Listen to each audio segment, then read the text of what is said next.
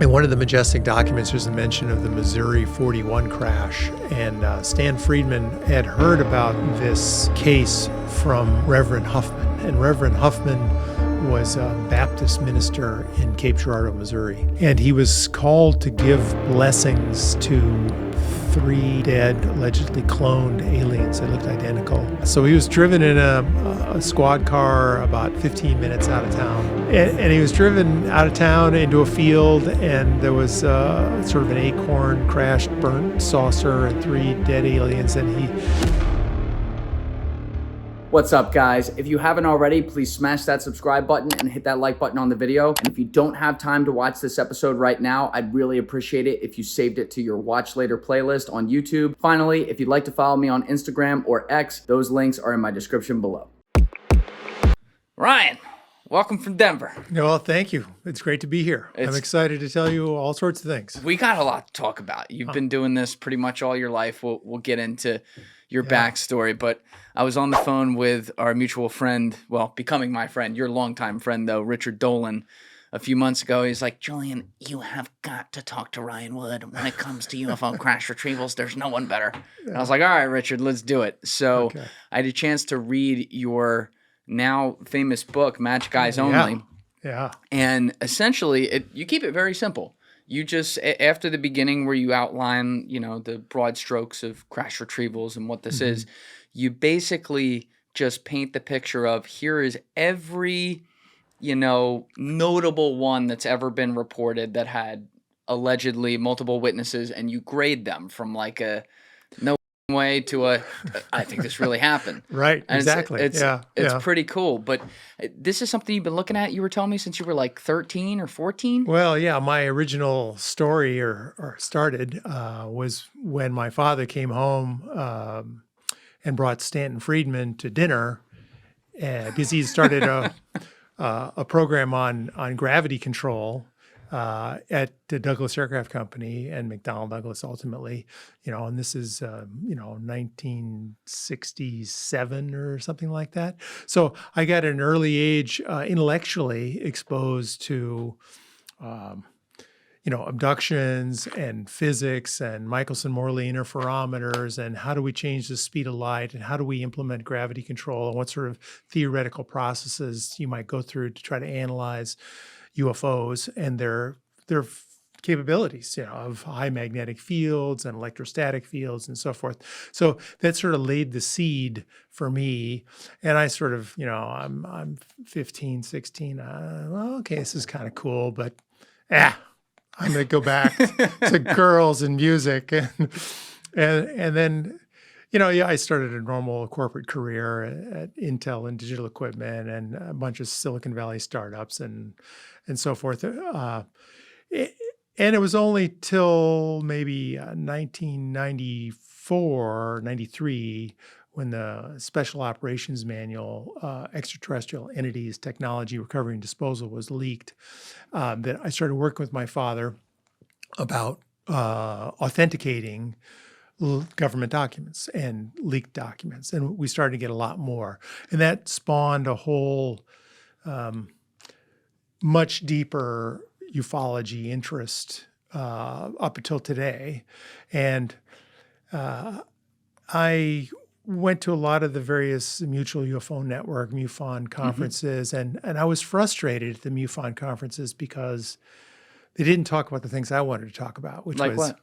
Well, I wanted to talk about crash hardware and UFO parts and physical evidence. I was like, lights in the sky, video analysis. Oh, that's neat and stuff. But hey, it doesn't do it for me, Show me a hieroglyphic hatch, that was the acid test. So I said, I can do a better job than these guys. And so I started the UFO Crash Retrieval Conference in 2003. And ran for 7 years in Las Vegas. And, Vegas, baby. And all sorts of, George Knapp was there. He came and talked, and all these people that are mainstays of ufology right now came to the conference and made presentations. A typical, 500 people from around the world, all in Vegas for, a Friday night, Saturday, Sunday. That's dangerous. Yeah. Yeah. So that was fun.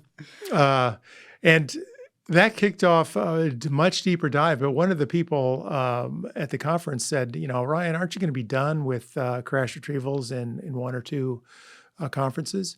And I said, no, there's a lot of crash retrievals. So then I decided, well, I should write the book. Oh, that's how I started writing the book. So I wrote the first edition in 2005, and it had 74 crash retrievals from around the world. Now it's got like 100 something, right? 104. And as I was telling your producer, I left another one I left several on my desk because I just wanted to get it done. Damn it, Ryan. Go back. Go back. We need them. We need them. Yeah, I know. And but it's interesting that, every crash retrieval deserves, as you mentioned earlier, a push towards authenticity. Is the needle for authenticity in the middle where it typically starts off?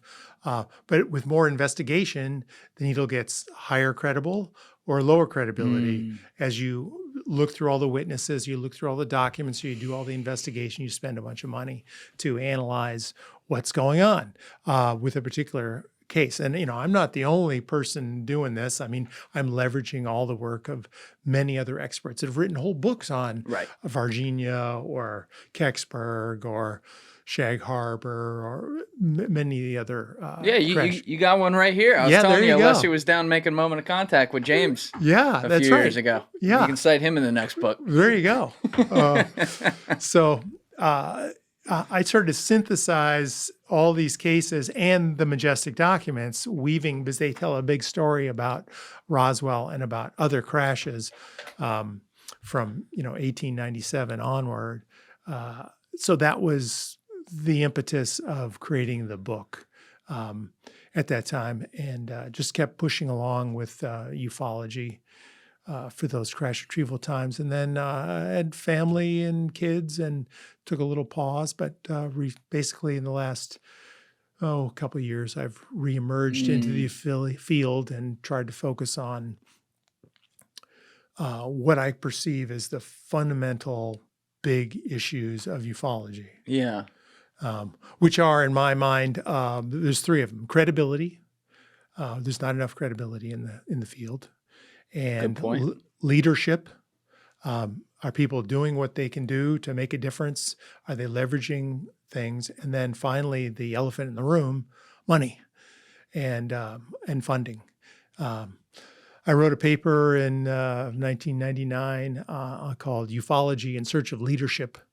And there was roughly $250,000 spent on everything in ufology then. And now it's probably on the order of $2.5 million, excluding, TV stuff. Ancient Aliens is not a pure play in my mind. I'll leave that one there. Yeah, right. They do good work at times. And in theory, you need to spend at least $20 or $30 million. You can't even protect one whistleblower for less than $1 million. Why aren't there more whistleblowers? Well, I'm going to lose my pension. How can you protect me? Right. And if you want me to tell you everything I know, you better have the insurance policy to make sure I get paid for the rest of my life and that I get protected. And so that takes real money, and let alone other things. But I monologued on there. But no, it's great. It's good to have the background, and to your point, it seems like a lot of people have emerged over the past several years, especially since the 2017 disclosure, which can have a downside too, because people start running to a space and you get a lot of disinformation in there as well. People who may want to just monetize it, or people who could be there to literally try to muddy the waters, if you know what I mean. We'll talk about that today. But you mentioned the first dinner where Stanton Friedman just rolls in. Did you have any appreciation of that? No appreciation. It's just another random guy coming to dinner who's damn it, Dad. Yeah, exactly. So that was fun. I remember sitting at the dinner table and I heard about some of the first abduction cases of Brian Scott, which is Brian Scott. Yeah, it's like one of the early ones.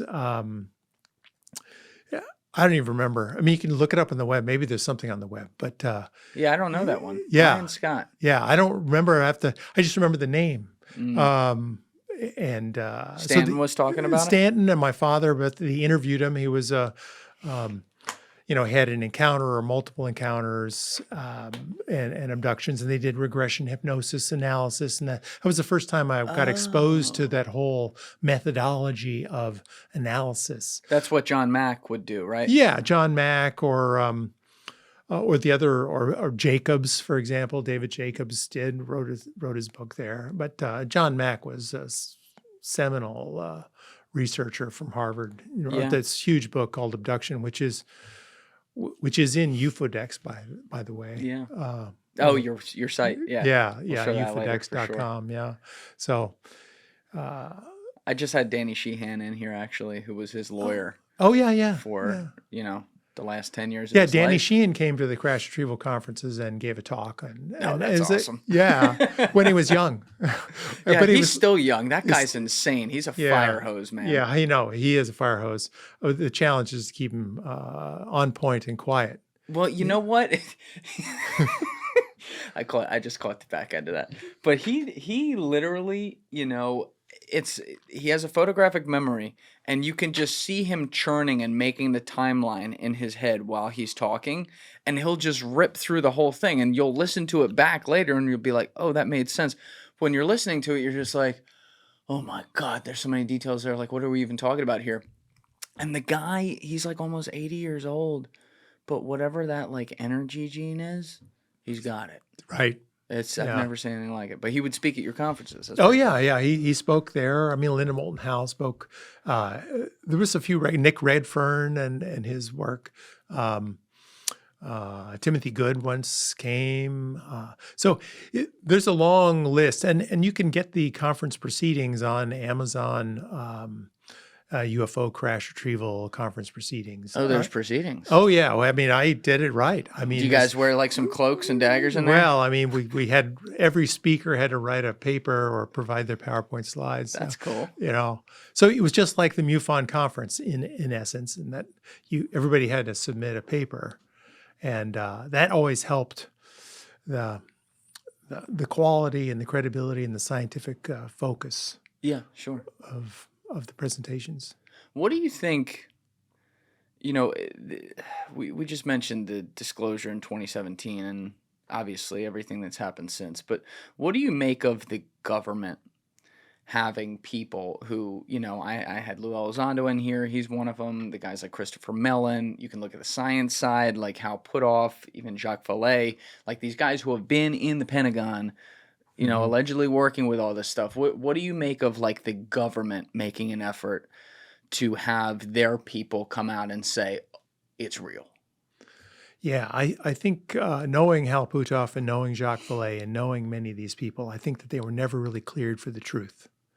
I mean, the deep truth. I mean, anti-gravity is the ultimate secret, and they have always been, or gravity control has been the key thing they're trying to control and protect. And so I think that they had some exposure to craft and that sort of thing, but I don't think they ever got read into the deepest compartmentalized secrets. I mean, there's sort of two compartments. There's the tech and the bodies.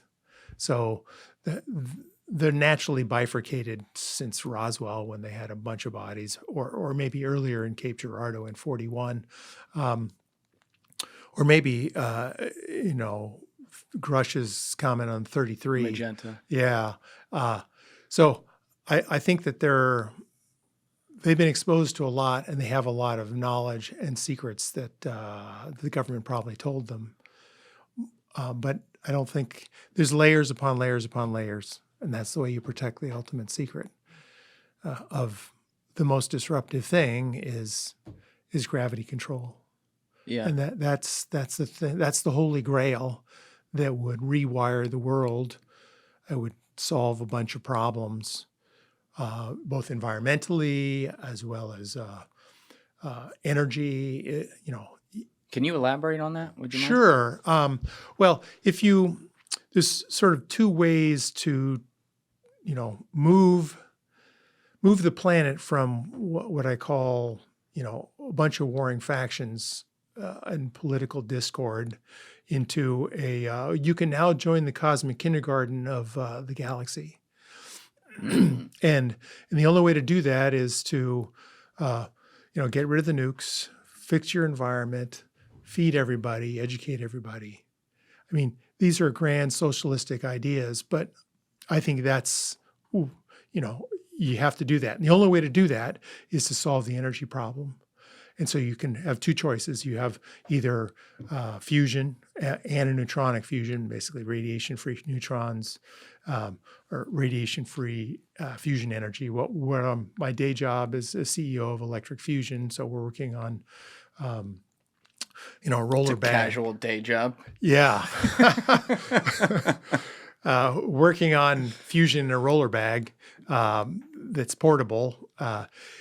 Or you do gravity control. So you either lower the cost of electricity by a factor of 10 to 100.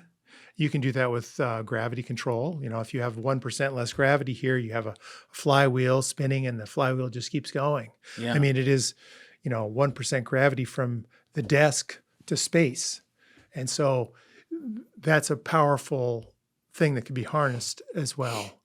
So with free electricity, you can decarbonize the planet. You can suck, they have decarbonization technologies right now that allow you to suck carbon dioxide out of the air, but it uses tons of electricity, and that costs money. And that's the challenge, is that you can't scale it up because electricity costs a lot of money. Right.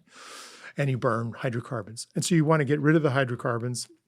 And there's only two ways to do it that I'm aware of. I mean, you could do some sort of tapping of the 0-point energy and make some box that does some sort of Kashmir cavity, some sort of approach to make electricity too. So those are the 2 or 3 ways that are possible to create super low cost, free electricity, which would enable, along with Starlink, and you grow food anywhere, suck water out of the air anywhere on the planet, turn the desert into green, et cetera. It takes time. I mean, it's take 10, 20, 30 years a generation, but this is the process that I think we're on. Well, you mentioned that maybe it would include like getting rid of nukes and stuff like that.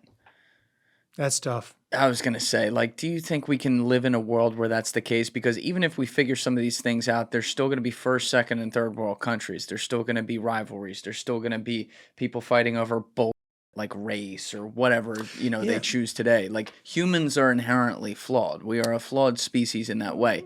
And I feel like when we start getting to and Danny Sheehan talks about the same thing, but it's an amazing goal of let's have no nukes. Let's all get along. Let's suck energy out of the air.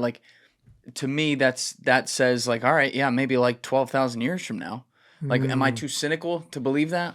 No, I mean, that's a normal reaction. I'll give you an example. One of the guys who was on my board of directors for Frontline Aerospace was Lieutenant General Canan.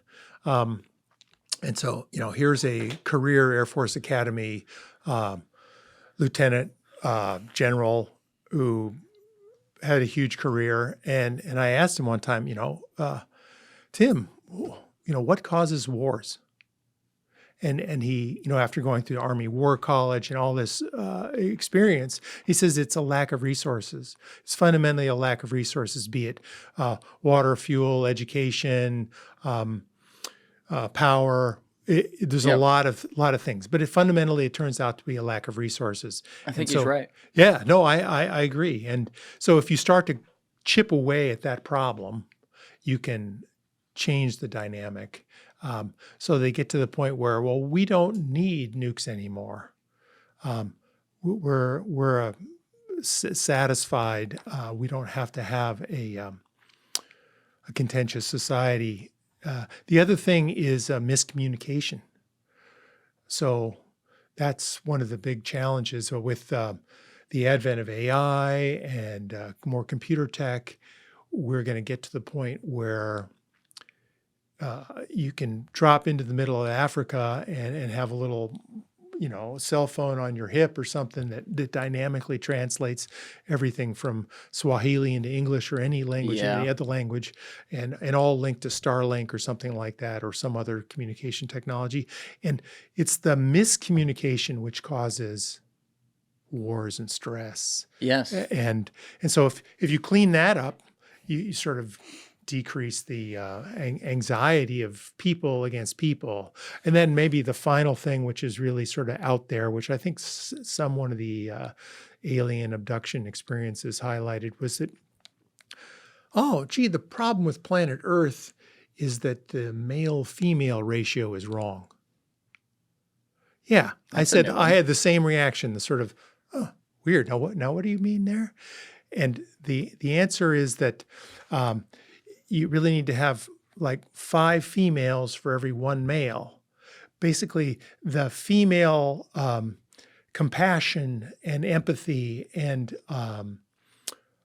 mindset is something that calms the whole population. Is that what starts wars? It's, the 20 to 30-year-old male density is also highly contributing to this warring faction. China is, God, they got all this unemployment, and they're all in this prime age, and they're all men. I'm just waiting for China to say, well, I think we need more water. Let's go take over a big corner of Russia. Yeah, I hope you're wrong, but I understand why you think that way. Yeah, I mean, this is sort of the feedback from the ETs coming from their perspective, anthropological. We've seen this planet a million times before. From the ETs. Yeah, the ETs, this is typical Earth planet. You got a 50-50 male-female ratio. But no, if you have a 20% male, and it's not about sex or procreation or anything like that. It's just about the calming effect of having less men and their power and their focus. I mean, it's a controversial thing, and I'm probably get junk for it. But we love a good ratio at the club. That's all I'm saying. I see 5 dudes walking in 1 chick. It's like, get the fuck out of here. See 5 chicks in 1 dude. You're like, let's go. So anyway, I thought that'd be a little weird, but controversial. But I think it's relevant. It's a good start to our conversation, because we got a lot of controversial stuff today. Yeah. But you open your book as far as like when you get to the retrievals with an ancient story, and it's the only one of its kind in there, and it's about Turkey, and it's about at Mount Ararat, and specifically, you're getting into the question of whether or not you're looking at the remnants of Noah's Ark, and somehow it's tied to UFOs. Can you please explain this? Sure. Yeah. Well, Nick Redfern did some original work on this, but the CIA had paid a lot of attention to Mount Ararat with 1957 overflights of U-2, and then 74 and 78, and then maybe a special operations team dropped in and pulled 75. Pulled out an alleged rusty old saucer. So that's our boy Dale Comstock down there, baby. Delta Force. Delta Force. Yeah. And so but what's fascinating about that story is that multiple congressmen pushed the CIA and the intelligence community to say, give me the photographs. I mean, what's the big deal? Why can't I have a 1957 YouTube overflight? Give me the 9-inch negative of Mount Ararat. And to this day, they won't declassify it and give it to you. And several other congressmen asked the same thing. And so I find it an interesting sort of early tickler that they're hiding something. There's something important, something classified about something so old, about an old piece of dirt in the middle of Turkey. And from there, I go from 3000 BC to 1897 in Aurora, Texas. Yeah. But that's great. Like they're trying to date Noah's Ark, which is this not just ancient biblical story. It's this ancient story that exists on different planes across pretty much like every ancient text. Right. Yeah. And they're trying, and there's a question there that like, oh, is there something extraterrestrial about it? Like, was it the aliens that said Earth is going to flood? Yeah. And we're going to send you a UFO hovercraft, Noah. It's speculation, but, did the aliens cause the flood? Because this is the ancient alien theory, right? Is that the Nephilim or the giants were getting too rambunctious with the humans, and they needed to, wipe it off and start over. So they created the flood. But, I'm just speculating what I heard, but I don't have any evidence for that.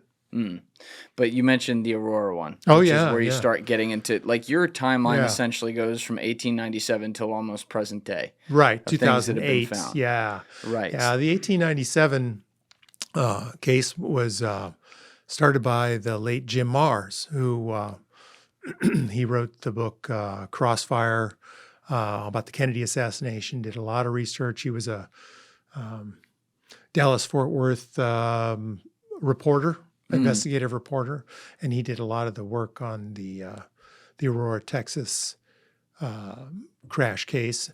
But in short, the rancher, I think, saw a UFO. It crashed into his windmill. There's a bunch of parts. They gave him a proper burial in the local cemetery. They gave what was in the... Yeah, they found a little body, and they gave it a proper burial in the local cemetery. Who buried him? The local ranchers in 1897, or the farmer. I can't remember his name. And there's even a plaque erected in Aurora, Texas, as a state monument there.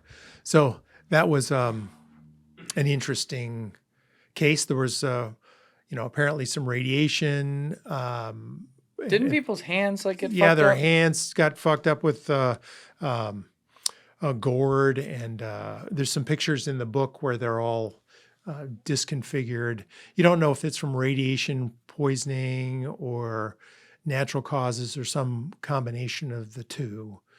The other thing is that the headstone had a little sort of triangular picture and a circle on it. Apparently, there was two parts of the headstone. One part went away, and then the little alien was buried with parts of the saucer or the event, but that was dug up and disappeared, and the headstone disappeared in I don't know, in the mid 70s or so forth. Was he dug up too? As far as I know, yes. And taken away. The So little he's alien. gone.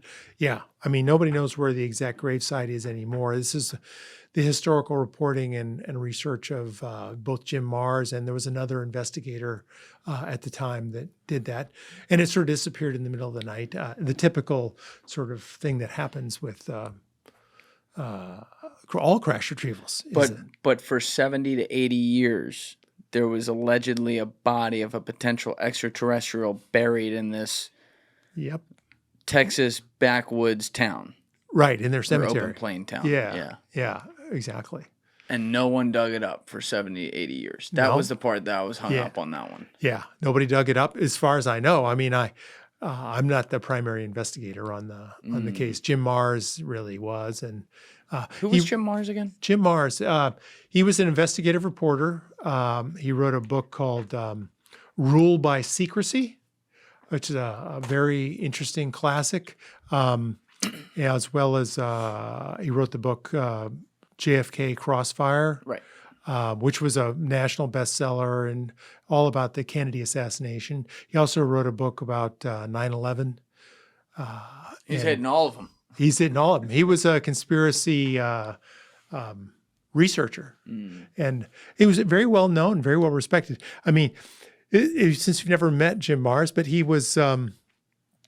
I remember out in Laughlin, Nevada, at one of the UFO conferences, a bunch of us went off, and he could really smoke a cigar and down his whiskey and tell these incredible stories, and it was impressive. And that was the charm of him, is that he was encyclopedic in his knowledge. The same thing with like Rich Dolan. I mean, he can be very. He can go. Yeah, he can go, and that's the beauty of some of the people in ufology, and that's actually what motivated me in part to try to capture that wisdom into an artificial intelligence tool called UFODEX, ufodex.com, is to get all that information to be able to pull it in and be able to query it in a responsible, interesting manner. Yeah, we'll put the link to that Yeah. down in the description for people. But essentially, you have it's AI that goes through all these different primary sources from ufology to answer a specific question you may have and spit it out. Yeah, For you. that's well said. But you can ask, specific and challenging questions. You can do the simple things like, what's the ET agenda, or complicated things like compare and contrast the three major aerospace companies' efforts on reverse engineerings. Please cite the names of the people and the programs if you have knowledge, and give me the sources and file names of your references. So you can do lots of different things, or everybody has questions. That's the thing, is everybody they have their own expertise, their own motivation, their own enthusiasm, and they want to get their question answered. I really enjoy presentations where, the speaker does, half speaking and half questions, because everybody in the audience has their own hot button. Oh, yeah, for sure. Yeah. Yeah. So back to this case, though, in Aurora. Yeah. So if it gets dug up in the 70s, who's doing that, you think? Do they have any idea down there in Aurora who that might have been? Well, I'm sure it's the control group, or MJ12. I mean, what's interesting is that in one of the Majestic documents, I think it's in 42 or 47, they mention, let's reinvestigate the Aurora, Texas 1897 case, or let's start there in our complete analysis of ufology. And so maybe it was back in the 40s that they started looking at it. Maybe in the 40s the little alien was dug up. But the headstone was left where the parts were retrieved. Actually, now that I hear myself talk about it, I think that's what happened. Because any responsible intelligence agency or counterintelligence people would have said, "Oh, we got to get that. We can't let that hang around." So they let it hang out there for a long time. Yeah, well, if they got it in the 40s, they let it hang out for 50 years. So yeah, right. So let's get that. And I'm sure that there's been many other. There's other crashes that happened in Cape Girardeau in 41. What happened there? Well, Cape Girardeau is also mentioned in the Majestic documents. So, you know what? Can I cut you off for 1 Sure. second, just for people to have context out there? Sure. Then we'll come right to Cape Girardeau. Can you just take us through Majestic 12 and what that is, and the history of it being uncovered? Because there's questions. There's people that try to say it was debunked. There's people that try to say it was real. But I just want to make sure the listeners have context. So they know what we're talking about. That's perfect. So the broad brush is that there's been a series of leaked documents starting in 1984. And the last one is like 1999 or 2000, from 7 different sources spanning some 3,500 pages of leaked documents. That's a few. That's a few. Some of it classified top secret magic.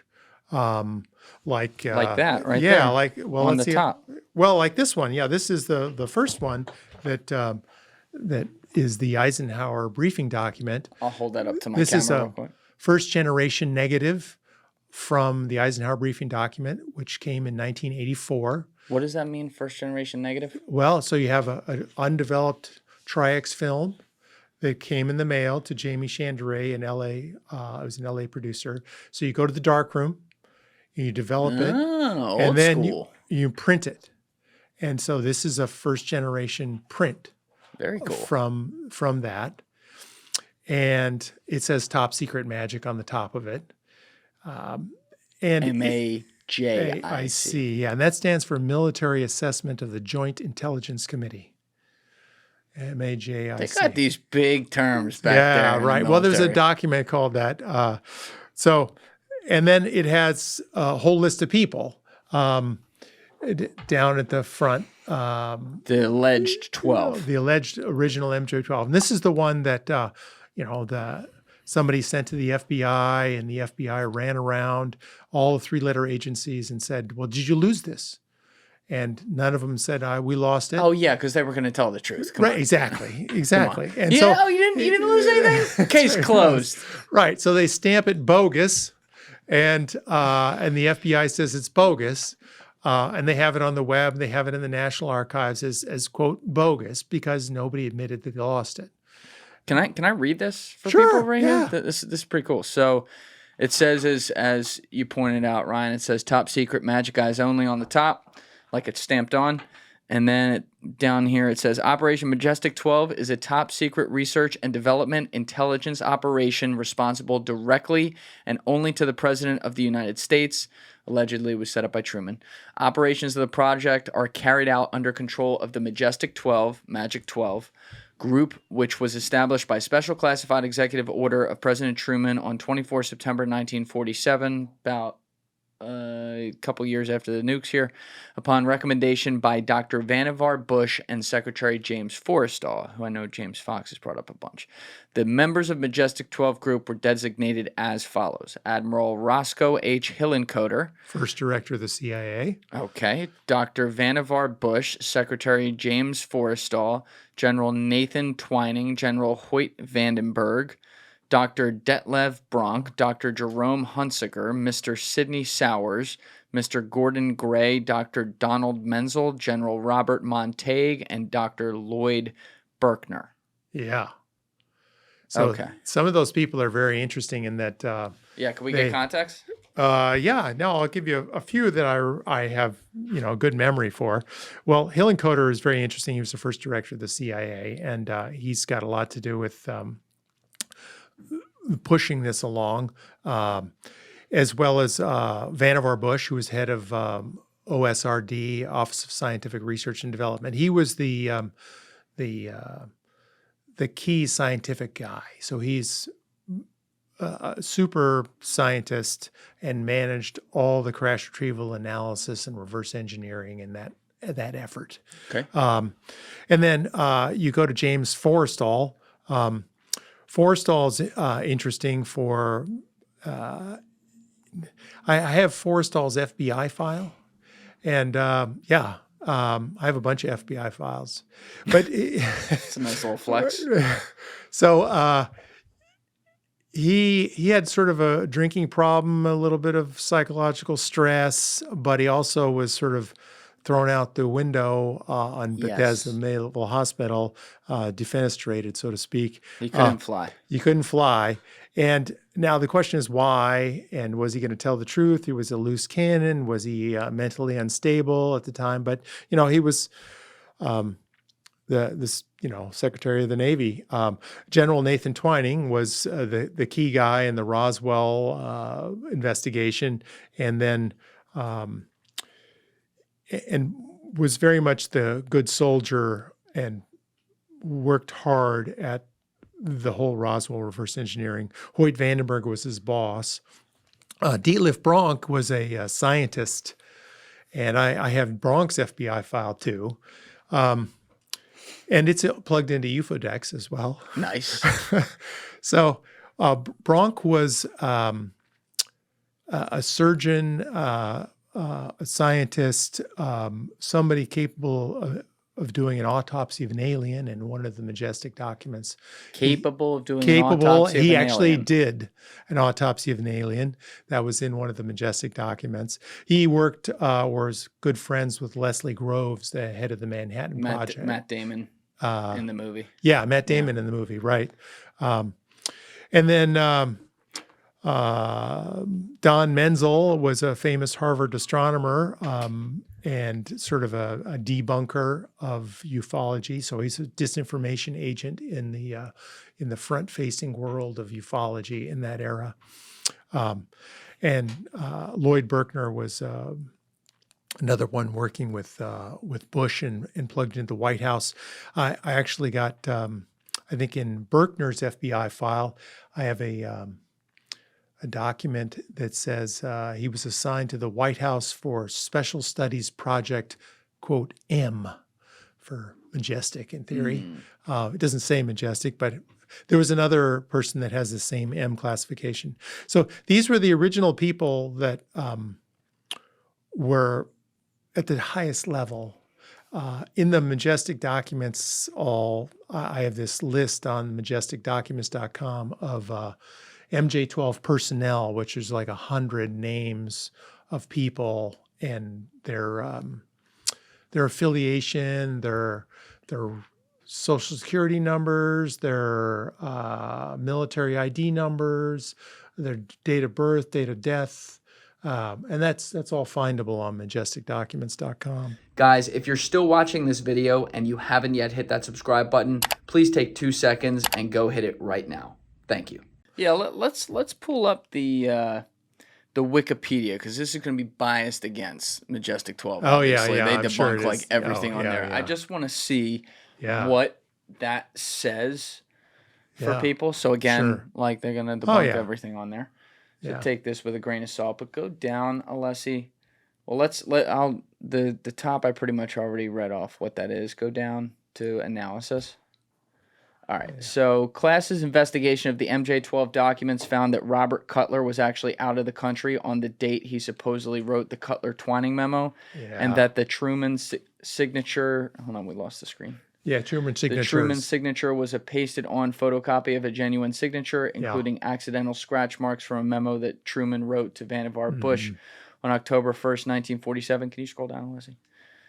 Class dismissed theories that the documents were part of a disinformation campaign as ridiculous, saying they contain numerous flaws that could never fool Soviet or Chinese intelligence. Other discrepancies noted by class included the use of a distinctive date format that matched one used in Moore's personal letters, and a conversation reported by Brad Sparks in which Moore confided that he was contemplating creating and releasing some hoax top-secret documents in hopes that such bogus documents would encourage former military and intelligence officials who knew about the government's alleged UFO cover-up to break their oaths of secrecy. Yeah, no, those are the classic objections. So I'll make a few comments. One is that Truman had an auto pen, which is a pen where you move your hand once and 5 other pens do the same thing at the same time. What? Yeah, it's called an auto pen. I have a picture of Truman using it.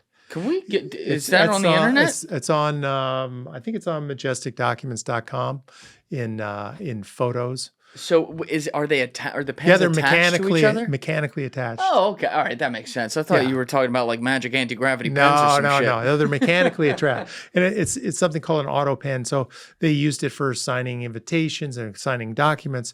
And the whole date format thing that class mentions was widely debunked by Stan Friedman and written up in his book. He actually won a bet against class for $100 a signature, $100 per date format. And how many date formats were there? Well, class refused to pay past 10, so he paid $1,000 to Stan Friedman. But Friedman found like 20, 25. Wow. Yeah, these were all at the Library of Congress Manuscript Division. So that whole message is, and then class himself is part of the disinformation campaign in ufology. I distinctly remember him coming to a variety of conferences and sitting in the front row and basically throwing barbs and refusing to accept any evidence. He clearly had connections to government agencies, and his focus was on debunking the same way Richard Doty is in his history. And there's several others that are also, Bill Moore is mentioned there in that Wikipedia mention. And Bill Moore in 1989 was in the Las Vegas MUFON conference, and he ran out the back of the the stage when the CIA was brought up, and he was questioned about that. He had and my father knew him. I had met Bill Moore before.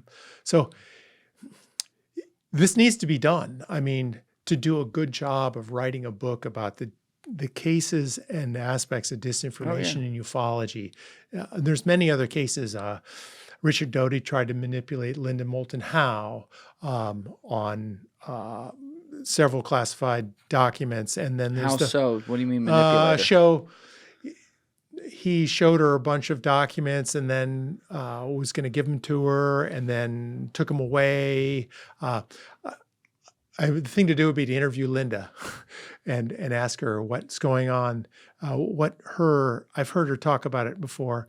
I remember the Paul Benowitz story, where Richard Doty was also involved, where they basically tried to, and Bill Moore as well, psychologically destroy and manipulate a man to suicide.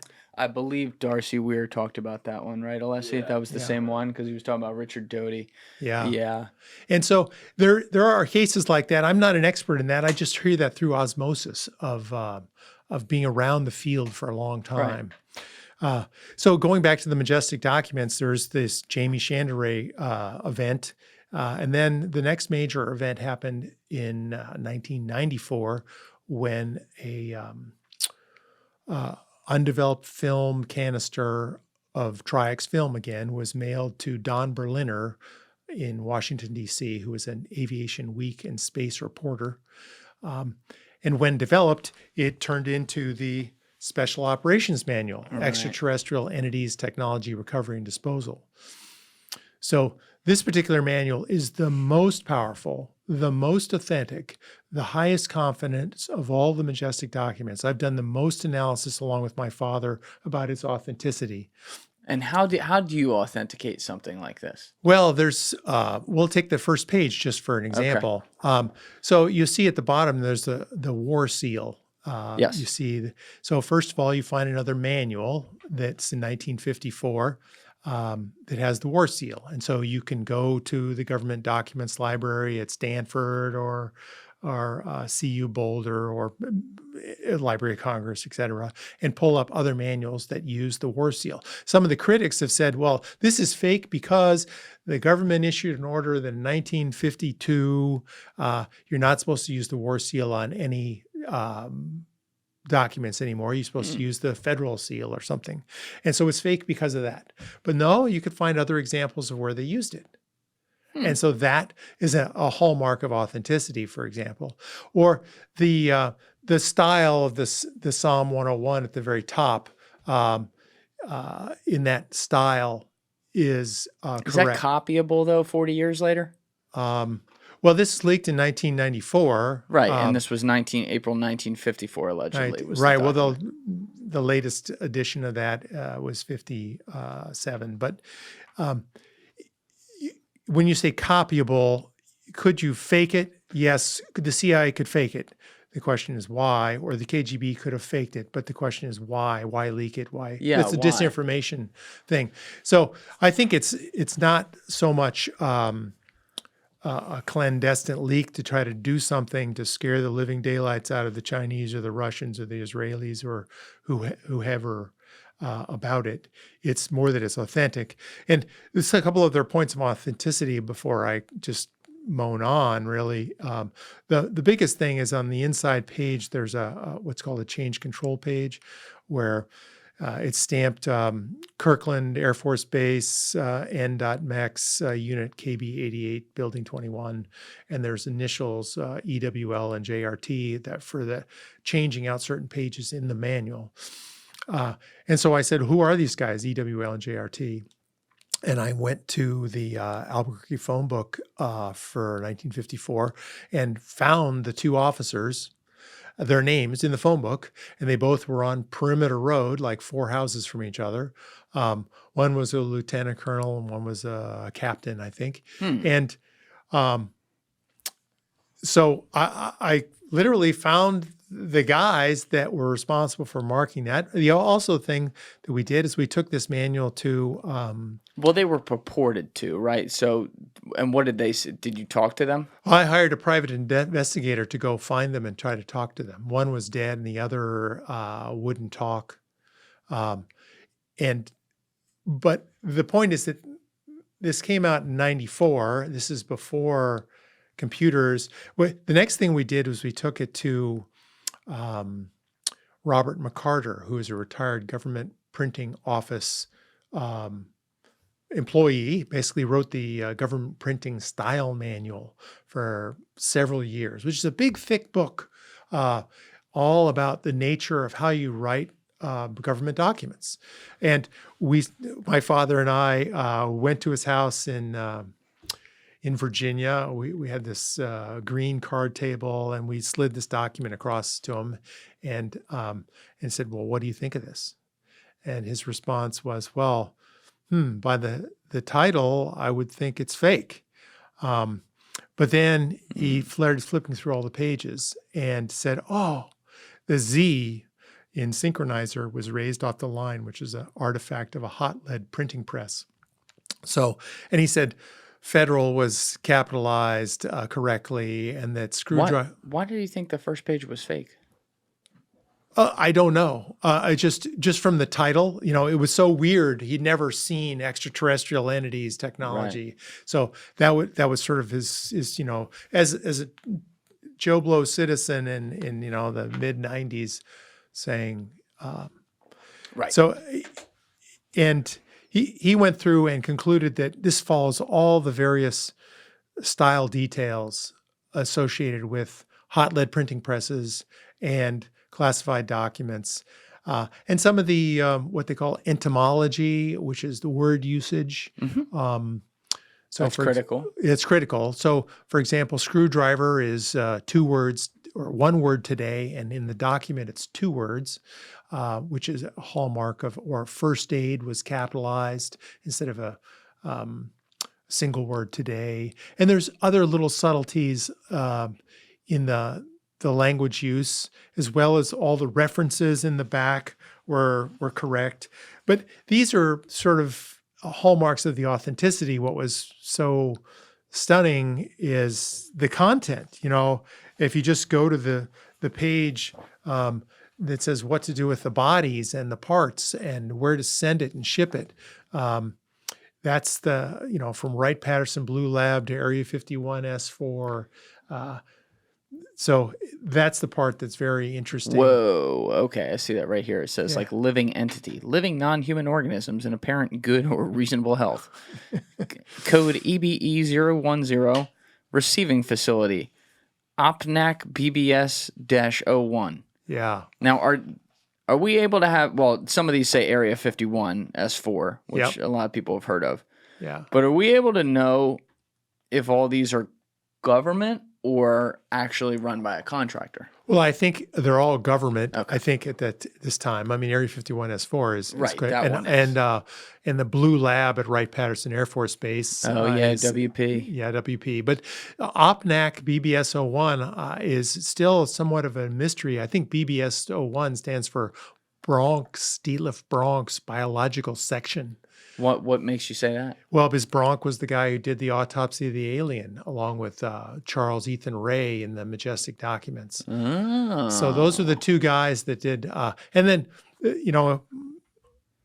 we're getting ahead of ourselves, but in one of the Majestic documents, the Interplanetary Phenomenon Unit document, it says Detlef Bronk and Charles Ray did the autopsy of an alien.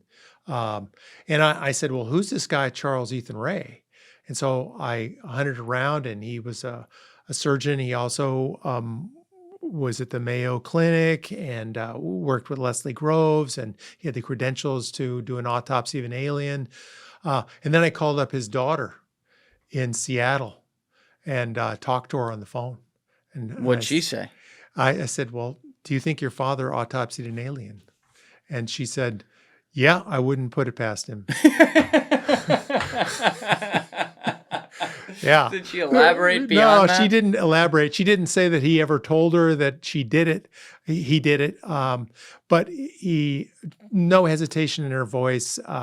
We talked a little bit about her father, and she sent me some documents and pictures and so forth. But you can get his military personnel file, and he was part of the medical corps, and a very relatively famous. I think there's a huge plaque about him in Minnesota. So he's a real stalwart, along with Detlef Bronk. I mean, these are, if in 1947 you wanted to do an autopsy of an alien, these are two people you'd tap, particularly because Leslie Groves, the head of the Manhattan Project, would have chosen these people in a super classified way to do that. Yeah, So- that Leslie Groves guy had a lot of behind the scenes power. Jesse Michaels was in here talking about him a bit too, and he keeps coming up in a lot of conversations. But he's a mysterious guy in this history. Yeah, and he's somebody that needs more research. For example, I don't have his FBI file, but you could certainly file for it, and you could get his military personnel file. Well, probably faster you can get the FBI file. Why faster?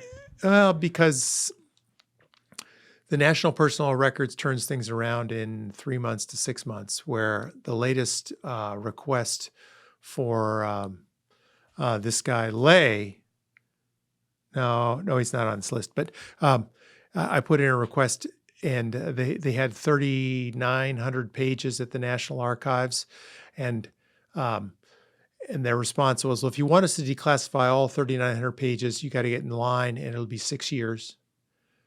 6 years. 6 years. And I might said, be dead in 6 years. Exactly. I might have moved, but if you reduce your request to 400 pages, we can get you in the queue faster. We'll give you a higher priority, and it'll be 39 months.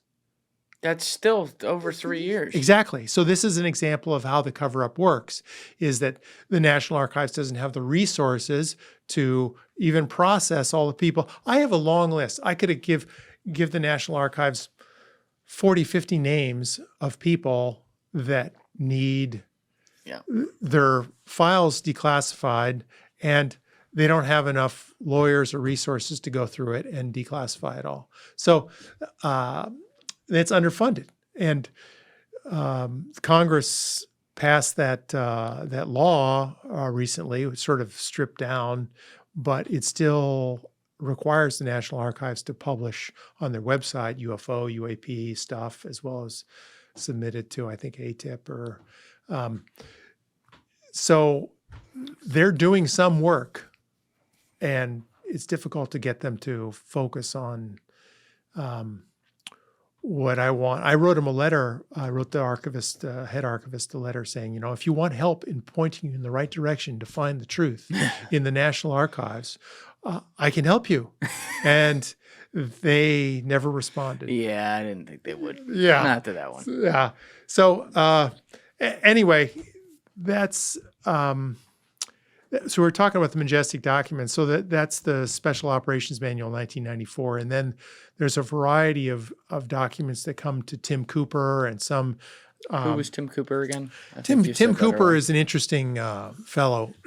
So Tim Cooper's father, Harry B. Cooper, worked at Air Force Base in the National Photographic Interpretation Center, and he got a accommodation from Curtis LeMay for his outstanding work in the USAF UFO program, which I have, it's in my book, Magic Eyes Only, an example of this accommodation letter with the gold seal and everything. Curtis LeMay, another strange dog back there. Yeah, right. Who definitely was up to his eyeballs in control. Yes.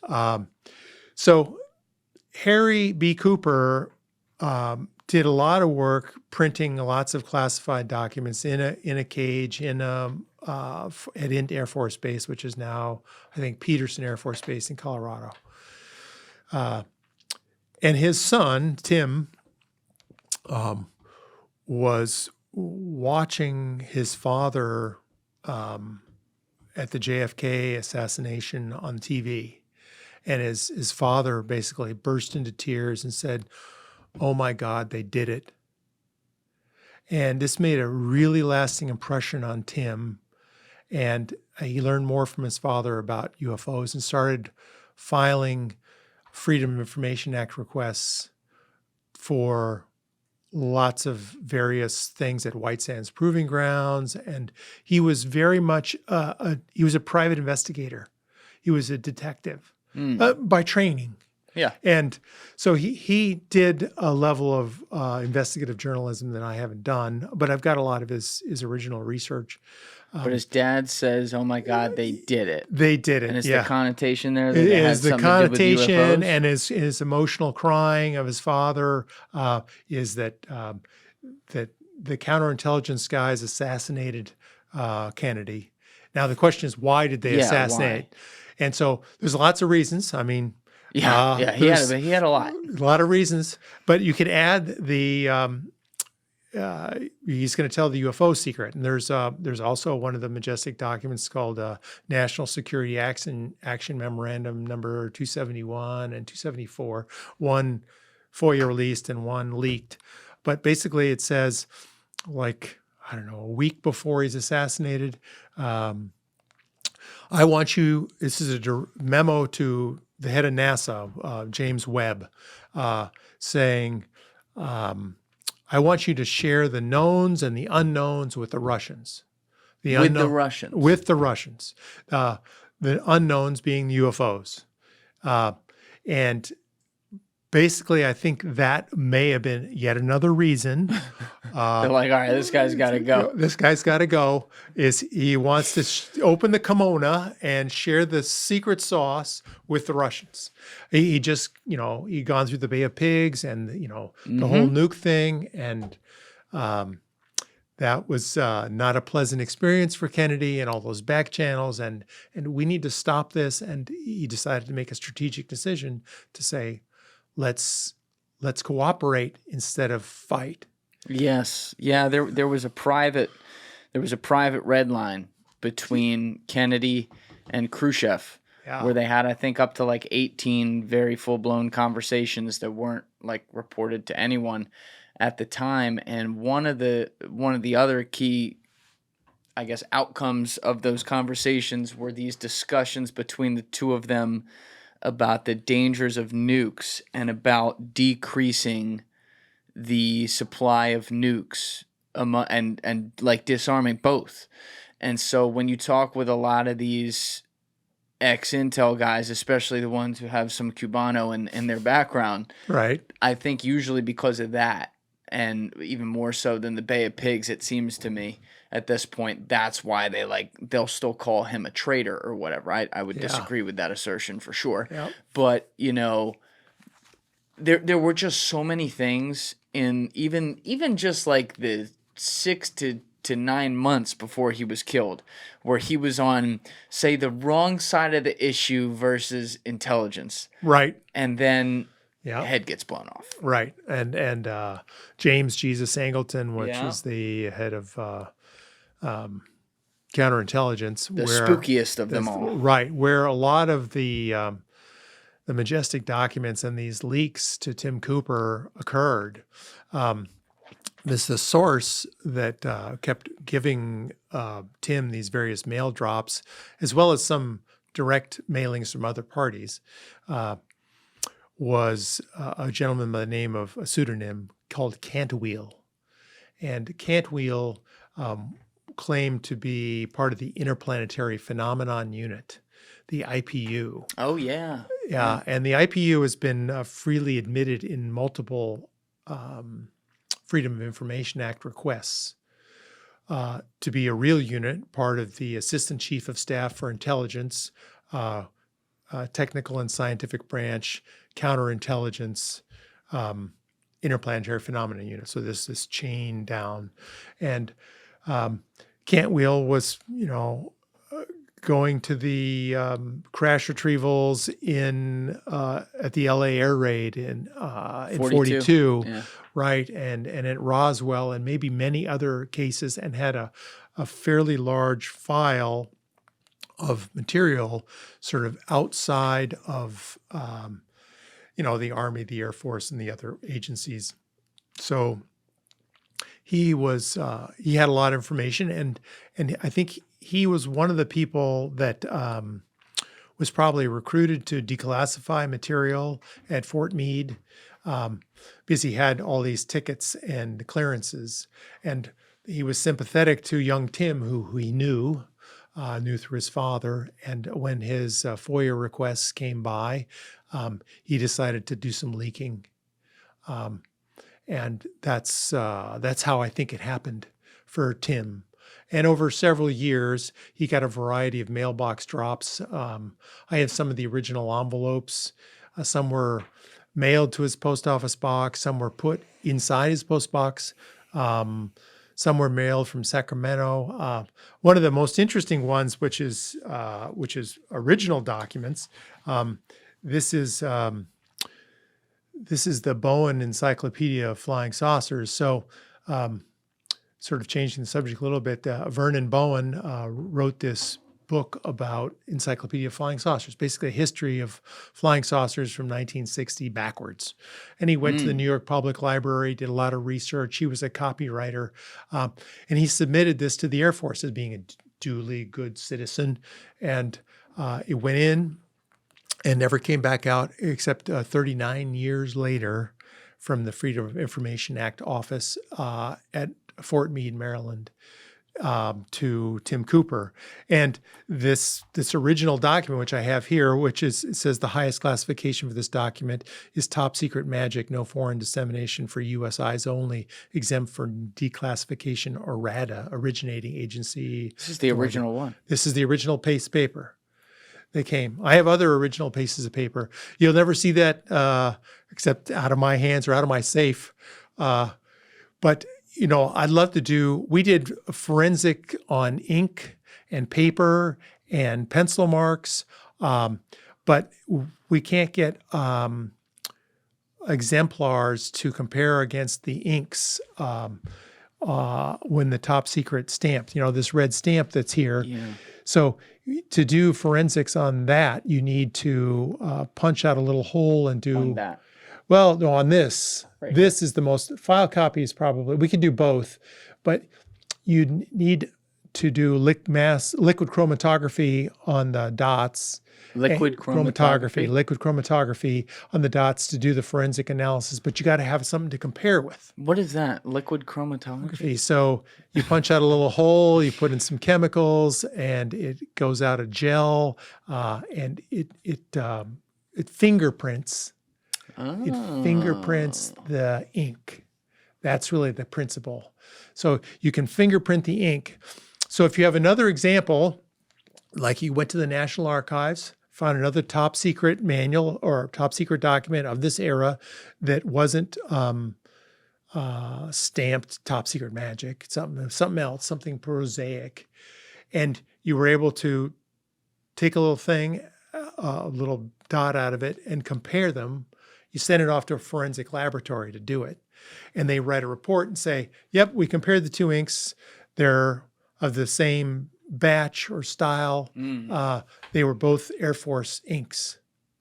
Then you have something you say, oh, I can prove in a court of law that this is really from this era. And so that's the forensics that you have to do to sort of prove things to the next level. But the National Archives will never let you take their original document and put a little hole in it. Of course. And take it out. So how did you get this again? This was mailed to Tim Cooper. This is 300 pages. But did he give it to you?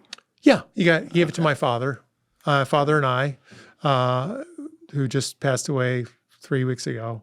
Oh, your dad passed away 3 weeks ago? Yeah. Oh, I'm sorry to hear that. Well, so he was 96, and he had been investigating UFOs earnestly since 1967. Wow.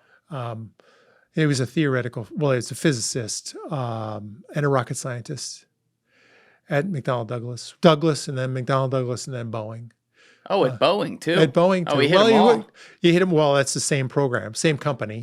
Douglas became McDonnell Douglas, it became Boeing. So they were all there. I know, but he hit every era. He hit every. When he retired in '93, he was working on the space station. Wow. Yeah. So he did rockets. I did this anti-gravity program at Douglas Aircraft Company. And he did a lot of contributions. He wrote this book, Alien Viruses. Alien Viruses. Yeah. Oh, I love this. This cover right here. Alien Viruses is available on Amazon. I'm getting some flashbacks. Yeah. There we go. This is Biowarfare, MJ-12, and Crashed UFOs. So it goes a little bit more into the biowarfare aspect. Because one of the leaked Majestic documents, I think it's the 5th annual report, talks about the serums collected from the samples of the Roswell aliens can launch us to unheard of heights in biological and chemical warfare. All right. Yeah. Based on what sources do we know that? Well, that's one of the leaked documents. It's in a paragraph in one of the leaked documents. It's on Majestic Documents. One of the Majestic ones. On the majesticdocuments.com website. Now, your dad, who's quite literally a rocket scientist, did this for many, many years. Yeah. Friends with guys like Stanton Friedman. Yeah, Stanton Friedman worked for him for 3 months. Worked for him. So your dad is obviously a genius. And yet, for so many years, he felt like this was something worth using his genius for, pursuing the investigation of potential craft that the government could be in possession of. Yeah, I mean, he had seen lights in the sky and forensics. He sort of decided to focus on authenticating documents as sort of his focus, and I tagged along for the ride. And we have so much in the way of the Majestic documents now. And we've done a lot of authenticity that I'm carrying on the mantle of advocating for the trove of documents that have been leaked so far, and talking about why they're authentic. It's not that I'm, head over heels. Every document can be investigated so far, and they have, like crashes, have authenticity. Some can be thoroughly investigated, and some you can't do much with. Like the Aquarius documents, for example, it was another leak, but it was allegedly a briefing for Carter. But there's not much to authenticate. Wait, a briefing for Carter? Yeah, a briefing. Because I just had Sheehan in here talking about how Carter wanted to know, and he had to go to the underneath Congress to try to get the docs. Yeah, well, this is one of the challenges with this particular document, this Aquarius document, is that allegedly it was a briefing for Carter. And I don't know, I'd have to go look it up on the web, but you can't do much of investigation or analysis on it because it doesn't have a bunch of facts to check. And so It's in the gray basket, as Stan Friedman would call it, or the neutral zone, where you can't push the needle of authenticity one way or the other. And so you're just left with, interesting, sort of motif of that particular document. So, and so there's a lot of documents. We got original documents. We got photocopies and leaked documents. Some have gone through lots of forensic analysis. Some have not. So this is a mismatch. There's lots of pictures too. Some are on the website. Some are still in my filing. And since my father died, I cleaned out his office, and I cleaned out 23 boxes of material, books, filing cabinets, and I'm still just going through it. And I don't know, I went through one filing cabinet. Here's a write-up, some background, and a little vial of allegedly Roswell crash parts. Well, it was dust or granules. He had a vial of that. He had a vial of it. I didn't know anything about it. It's like, okay, Dad, when were you going to tell me this shit? So, and there's a bunch of stuff, and I suspect there's probably some other leaked Majestic documents in there that he didn't share with me. He didn't tell me everything, but we work closely together. Most of the major stuff is all on the website. What did your dad think this was? Did he ever give a real definition to you of that? And what I mean is, did he look at this as purely extraterrestrials potentially coming from another planet in a galaxy far, far away? Or did he look at it as future humans or some sort of other phenomenon like that? What was his take? So there's two answers to that. I think the short answer is that there's multiple civilizations with multiple missions visiting planet Earth. That was his conclusion. But he was a physicist, so he was far more interested in the nuts and bolts of gravity control and what's the analysis of the electromagnetic spectrum, or what is it? Why are some of these early craft having smoke rings around them? That seems really weird. Or it was far more the nuts and bolts of the science of ufology and the evidence. And the authenticity of documents. So that was his sort of lane. We both sort of were fascinated by abductions or interface experiences, but never really investigated those. Right. We didn't go down that path. You're more interested in the engineering side. Yeah, the engineering side, exactly. And that was our focus. So that was his conclusion.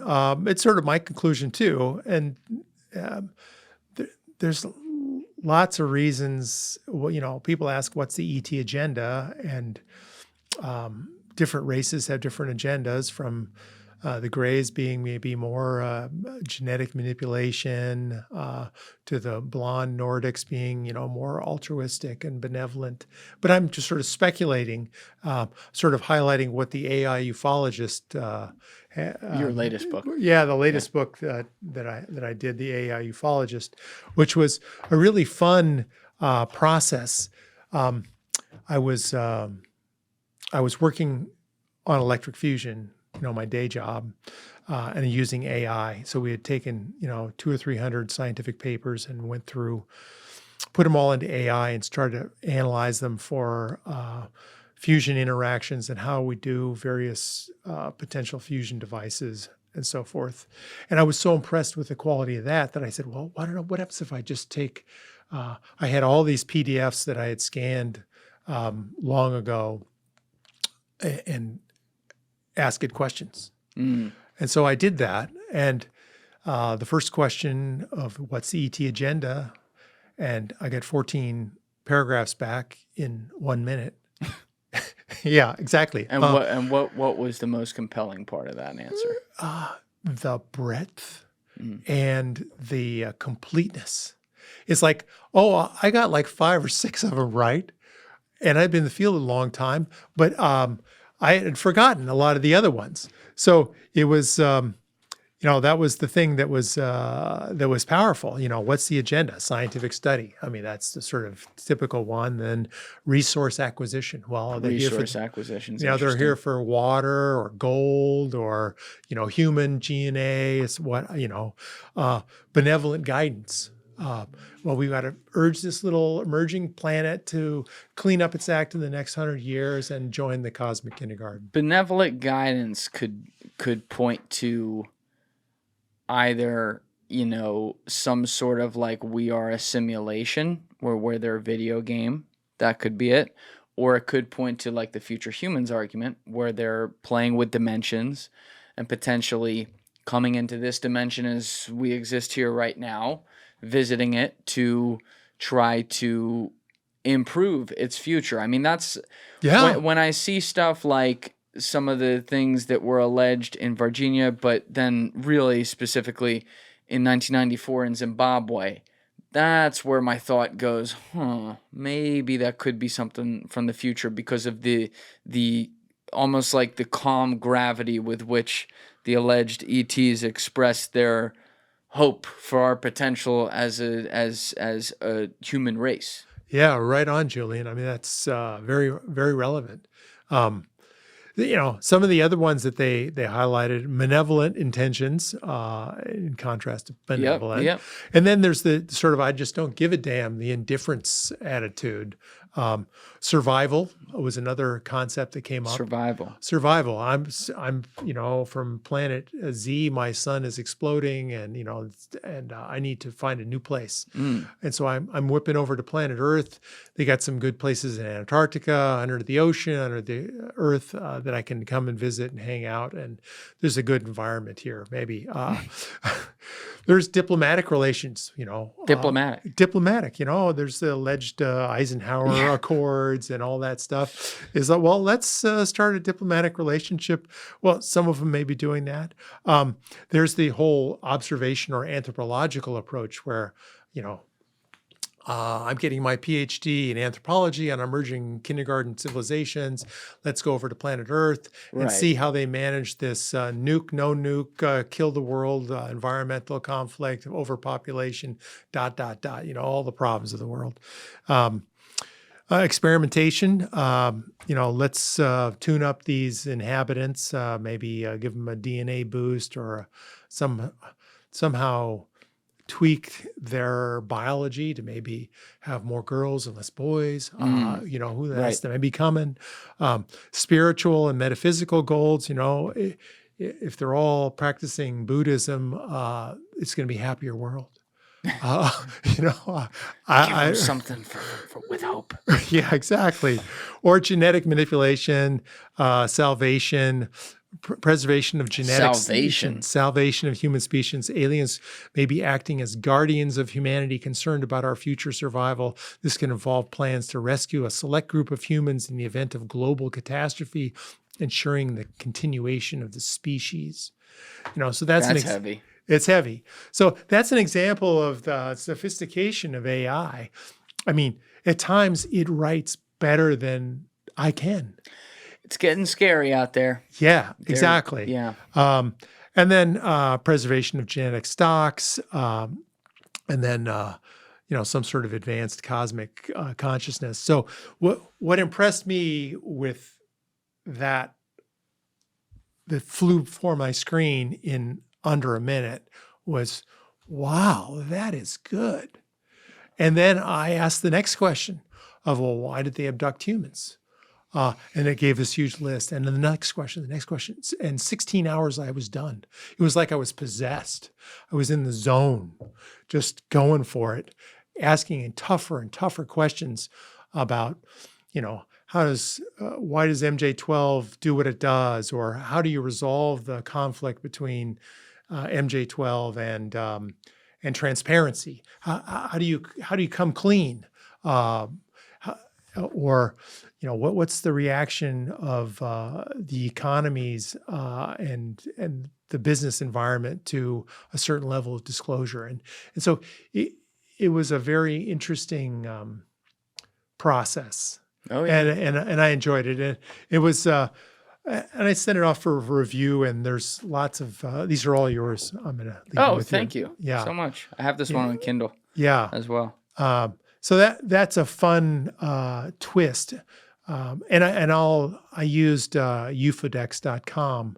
I'm going to probably do it every year and do the next edition where, because I get more and more data, the answers can get more complete and AI will get better. Right, exactly. AI it's just moving so fast. And it's like scary because you know how much faster it is behind the scenes of what we don't have. Mm-hmm. And you see how fast it's moving out here right now exponentially. I mean, when I started using Midjourney in February 2023, I used it for James Fox's first episode, 138. That was the first time I ever used it. Looking at that then versus now, night and day. And that's just some bullshit app that someone like me can use to produce some pictures. But you see some of these like AI movies, short films that are being produced, and they still suck. But like the impressive quality of being able to get like some sort of cinematic theme in the lens, having characters, having a real, plot point or whatever, it's only going to get better. Right. That's right. I particularly focused on text, trying to get the silo of ufological data. I mean, AI still has a garbage in, garbage out problem. And so I was going to manage that problem by only putting what I considered to be high quality information in. Right. I mean, yes, I have books and periodicals, but I also have FBI files and stuff from the National Archives and things that are Primary sourced. primary sources, right? Yeah. Gotcha. Yeah, and so that was the impetus for that particular exploration into AI, and I still use it, and it's still a powerful tool to start people down a path. Oh yeah. To investigate. Yeah. Now I had gotten you off of the Cape Girardeau case. Oh yeah, like an hour ago, right? And we got Yeah. deep on Majestic and everything, which was good. But Yeah. I know people out there didn't want to be left hanging on that. So Yeah. what happened in that one?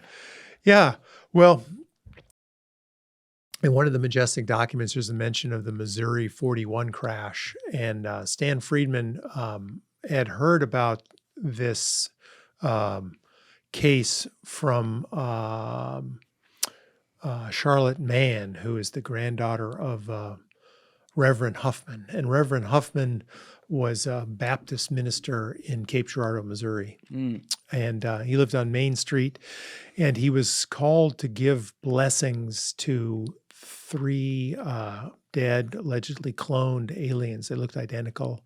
Blessings. Yeah, that's they wanted that. Yeah, that's what in 41 in Baptist world, it's blessings rather than We're gonna bring you to Christ in death. That's right. So that was his. That was what the local police asked. So he was driven in a squad car about 15 minutes out of town. They put a little blanket over his head. Yeah, no, they didn't. They didn't put a blanket over his head. Yeah. And he was driven out of town into a field, and there was sort of an acorn crashed burnt saucer and 3 dead aliens, and he gave them last rites or blessings. And Did he describe what they looked like? No, he not in the testimony given to Charlotte Mann from her grandmother. That's kind of an oversight, though. No, like I feel like that's the first thing I would do. I'd probably say I saw 3 fucking aliens. Here's what they look like. No. Yeah, the story of Charlotte Mann. I mean, Charlotte Mann got her her information from both osmosis throughout her time with her grandfather, Reverend Huffman, and grandmother, Flo Huffman. They talked about a little picture of an alien, and occasionally she heard whispers about this crash and so forth. And it was after Reverend Huffman had died, and Flo Huffman was basically on her deathbed in the last few days, that Charlotte Mann pressed her grandmother for details about this event. And over those few days, she or Flo Huffman provided Charlotte Mann with all these details about the event. And that's where this story comes from. And it's written up in the book, Magic Eyes Only. And I interviewed her on camera several times, and it's the subject of a 2002 or 3 MUFON conference proceedings. Rich Dolan's interviewed her a couple of times. But anybody that ever talks to her, she's very sincere, very genuine in her responses. And so Reverend Huffman was called out, provided blessings, and then the military showed up and swept up the bodies. Everybody's sworn to secrecy, and it's all taken down to Sykeston base, which was where they trained a lot of World War II pilots, which is in Cape Girardeau, which is, 30 minutes down the road or so. And that's why it's called the Cape Girardeau. Yeah, Cape Girardeau was where it was at. And so then you back up and say, well, what investigation did you do, Ryan, to analyze what was going on here? So you have the testimony, you have a document, you have the witness. And so what I did next, and Paul Blake Smith continued on in his book, Missouri 41, that he wrote about the Cape Girardeau event, is that I went there, went to the Baptist church and found pictures of the Reverend and the the church at the time and tried to figure out on a map in a 1941 road map, what is 15 minutes driving at certain miles per hour? Imagine you're a police car going and try to identify the various zones or fields that could be the right locations. And then I cross-referenced that with historical aerial photography at the National Archives. So I got 1939 aerial photography and 1942 or 43 aerial photography, and look for places where there's disturbances and try to isolate where this crash could have occurred. And so the fundamental challenge with all crash retrievals is precisely where and precisely when did it occur. And if you have those two clues, you can make a lot of progress figuring it out. So then I went to the National Archives and tried to figure out, well, where was it? And I had a few spots. And then you go back to Cape Girardeau and you discover, well, one of the areas is a housing tract now. And then I took Joe McMonagle, one of the... Wait, Stargate? Stargate. Oh, yeah. I know Joe well. You know Joe well. I know Joe well. Joe Can and we I... get Joe in here? He went on my friend Sean's show. He might ask. We could ask him. Yeah, would love to. I know him. So, I mean, Joe and I did 2 investigations together. One was we went to Cape Girardeau, Missouri, into a target field that we had with metal detectors trying to find where the crash site was. And for context for people, Joe was a remote viewer. Yeah, he was Stargate and Grill Flame. I would say Grill Flame. Grill Flame. That was the other. And so the 3 best remote viewers in the world, to our knowledge, were Pat Price, Ingo Swan, Joe McMonagle. And Pat Price and Ingo Swan are both dead. Come on, Joe. Let's go. Oh, that's right. He's down in Virginia, I think, near Charlotte. That's dangerously close. Yeah, he's in Charlotte. Charlotte. Get him here easily. Yeah. Him and his wife, Scooter, they're at the Monroe Institute. But he's sort of retired. But we went there and we tried to find where the crash site was. And we weren't successful. We found a few horseshoes and other things in these various fields, but we weren't able. I'm sure the wreckage was sort of all picked up effectively. Yeah, you're going there way after. And then you look for the fire department logs. You could go to the fire department and find the historical logs and look through 1941. And so this is how you investigate a crash retrieval. But if Joe was investigating this with you, is he trying... I would imagine, I'm using my imagination here, like he's trying to use his remote viewing skills. Well, yeah, we did some targets. We had some targets where we thought they would be, and then we went on ground truth and so forth.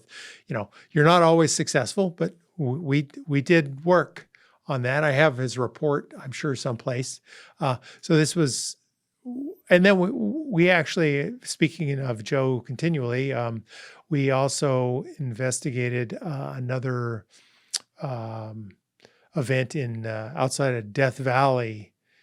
It was I can't remember the date, but anyway, we went there and we searched around with metal detectors and did some psychic work, and so there was a few adventures with Joe, 10, 20 years ago when he was younger. And that was fun. That was fun. I'll bet it was. And he did a lot of work for me on various targets where I had, like in one of the Majestic documents, in the White Hot report, which is on majesticdocuments.com, there's one whole blacked out page, where there's nothing there.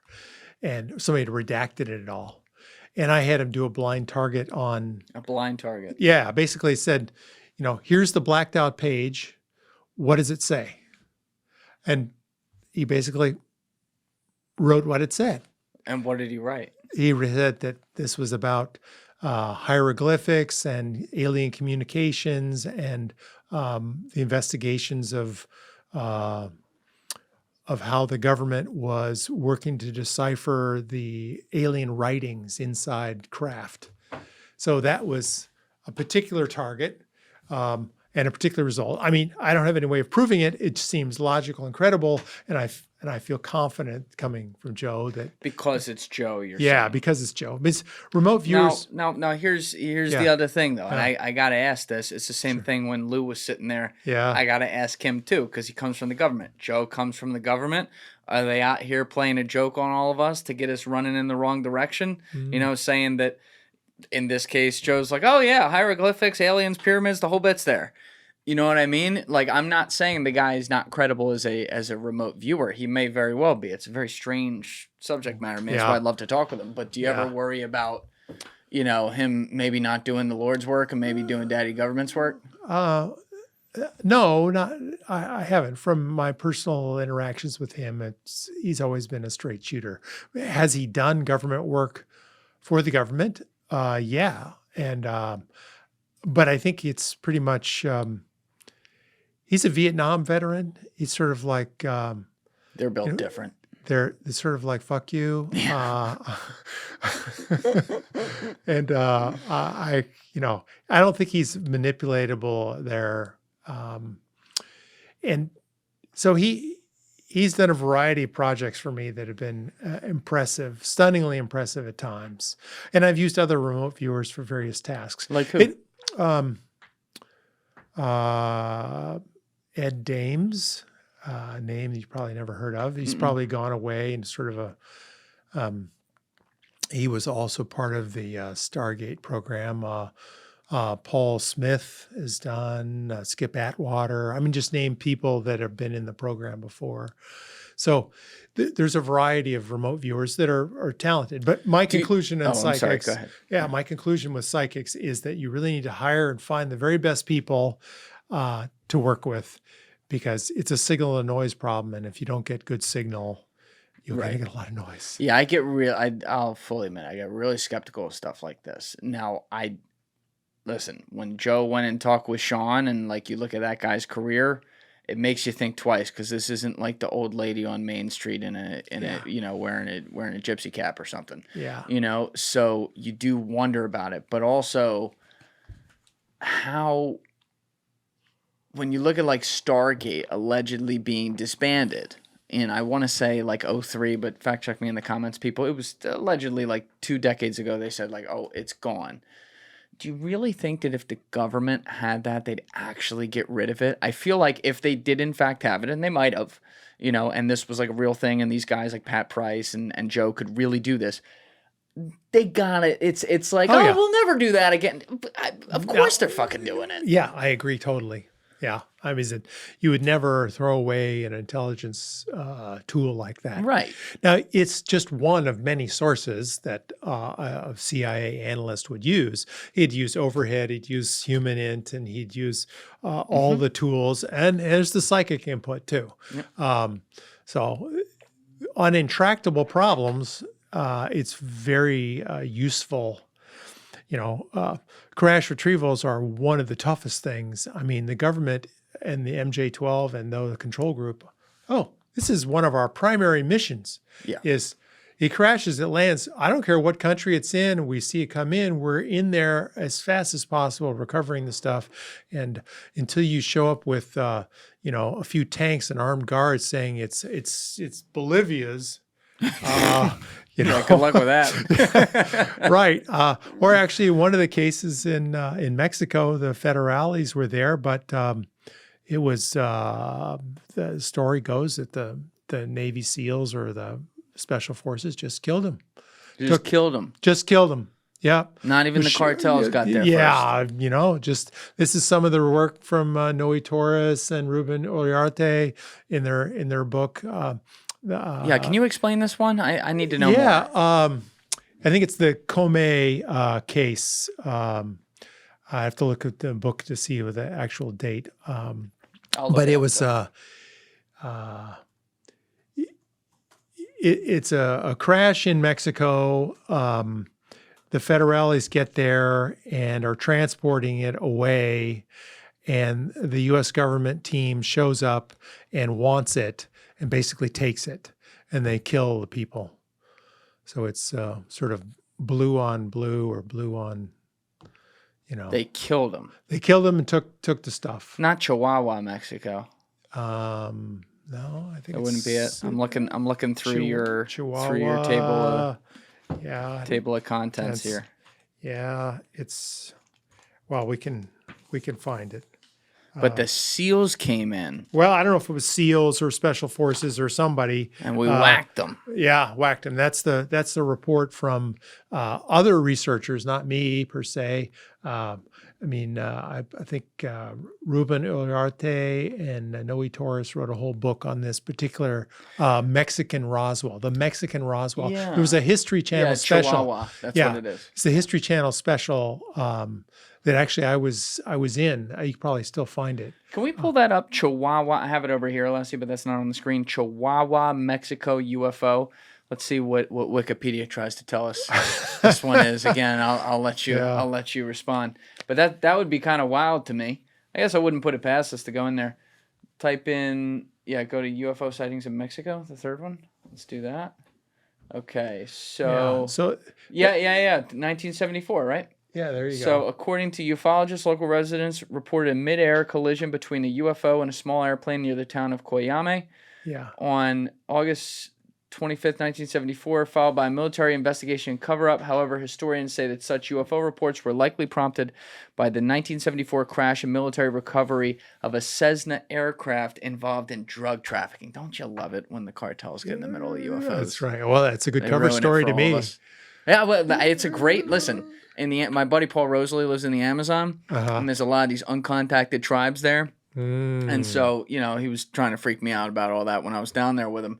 But one of the things he was explaining to me is that, like when you see planes fly over where they are, smack in the middle of the Amazon, like just over the canopy, he's like, obviously those aren't commercial jets. These are what we call narco traffickers. Yeah. And the fucking uncontacted tribes look at them and they think they're boxes in the sky sent by God. Oh, wow. And I'm like, so to them it's a UFO. So I see a little tie here. Yeah. So anyway, that's one example of deaths associated with ufology or crash retrievals. I dedicate the book to those that have lost their lives to UFO secrecy. And there's the Sandia Engineering District technicians in 47 that went out to Roswell to handle the bodies, and they several of them died of profuse bleeding in the nose and mouth from handling the bodies. They're going out with their best hazmat suit of that era to pick them up and put them in the sort of caskets, so to speak, and ship them off.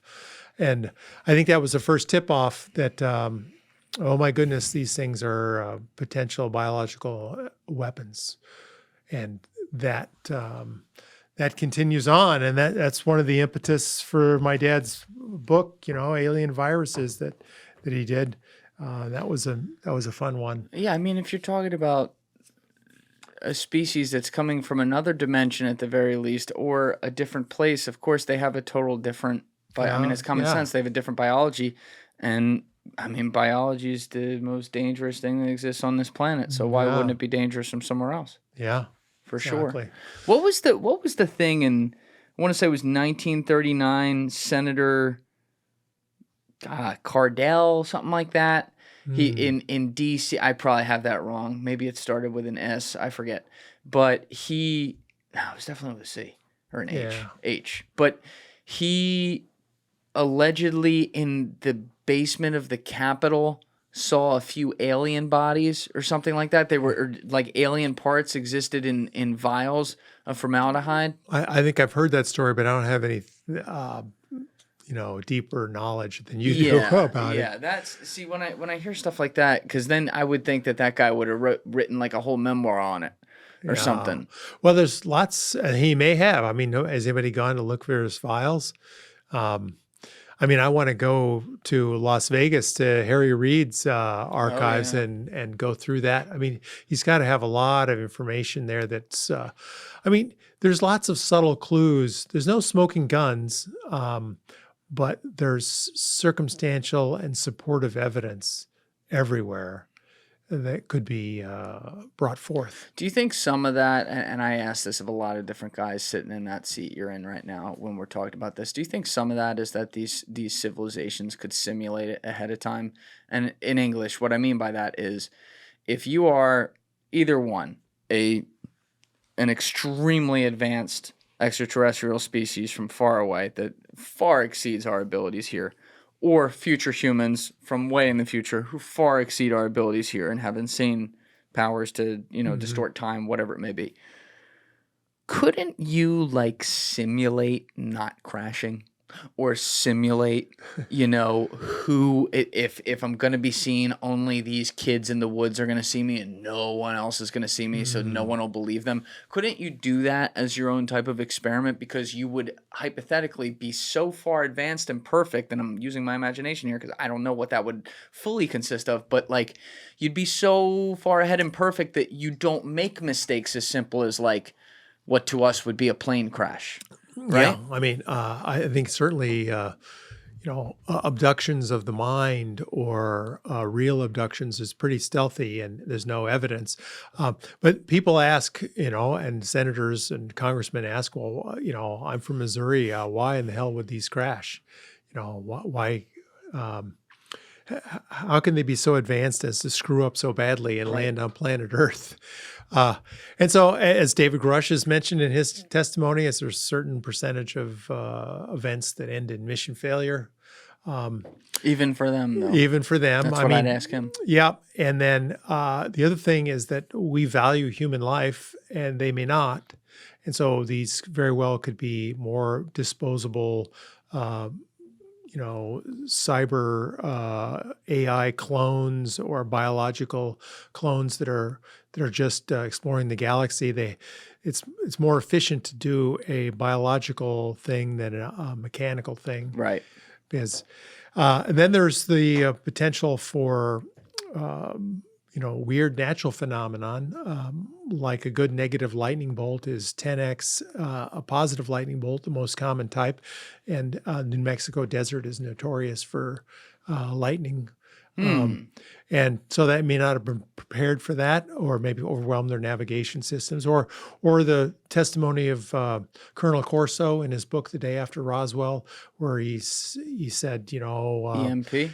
No, turn off the radar. Let me, he had an interaction with an alien and said, please turn off the radar so I can leave.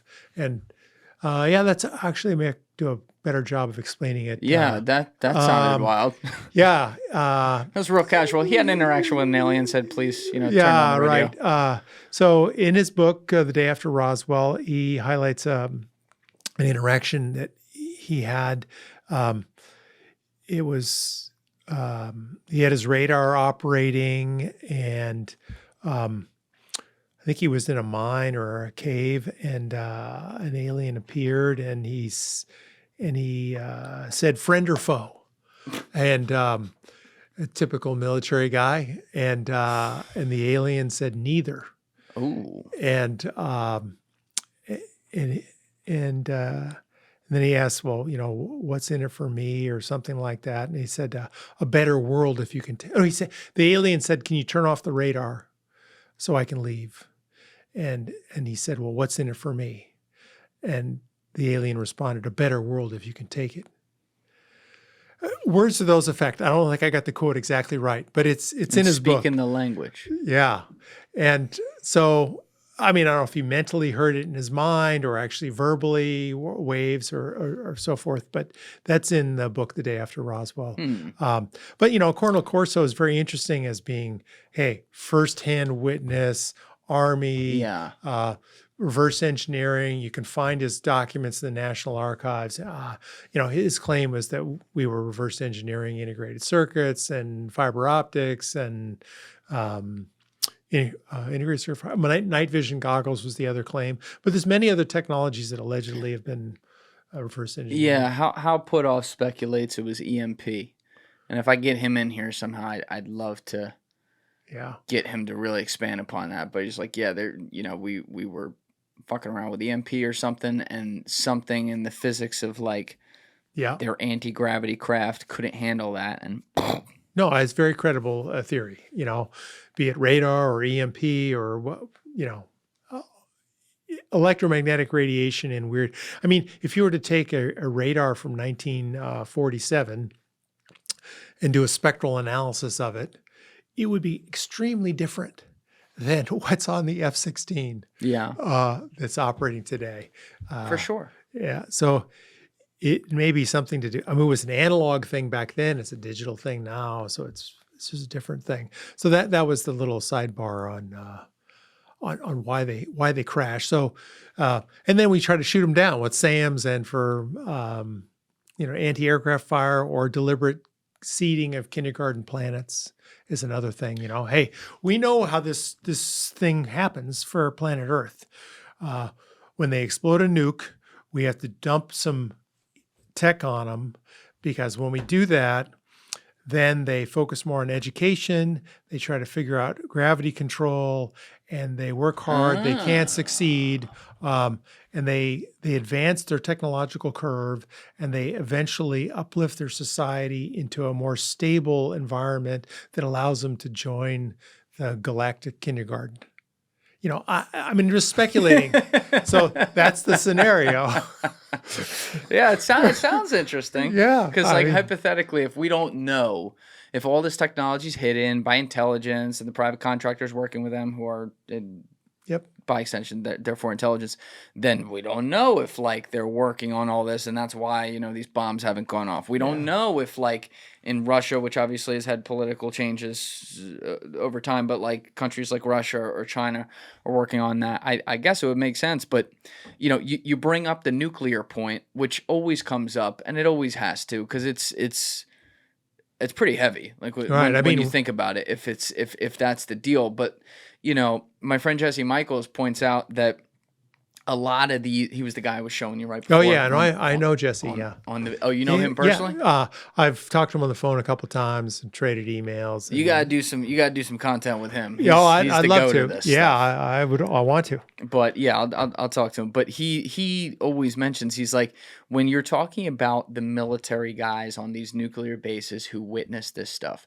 these are dudes who have to report if they took an ibuprofen in the morning. So you're talking about like the most sober guys that exist in this country, arguably, and they're the ones who report to see these things. And it gets weird when you start talking with Lou Elizondo. I don't know. Have you heard his take on the nukes thing? No, I remember I watched a little bit of your interview with him. Yeah. So he does not necessarily think that the potential aliens fucking with our nukes is benevolent. He thinks it could be malevolent.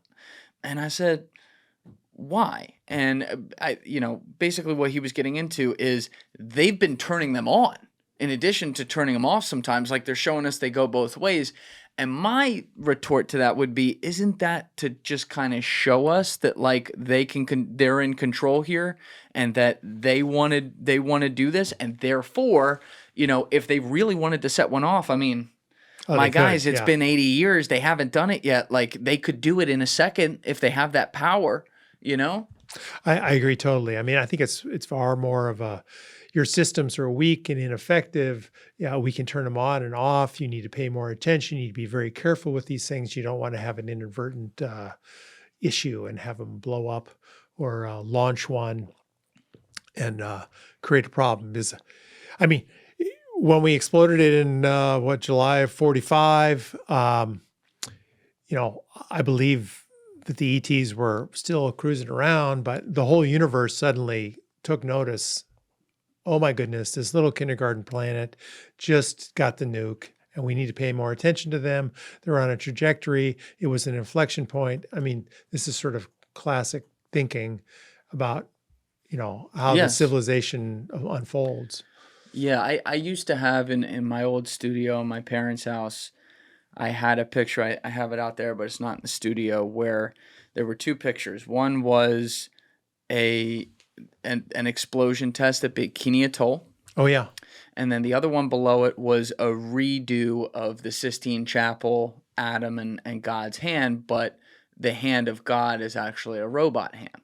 And the reason I like this dichotomy, because the bottom is what I get concerned about with like AI and things like that, potentially like taking over our being and how we are. That's scary to me, and I think we need to not do that.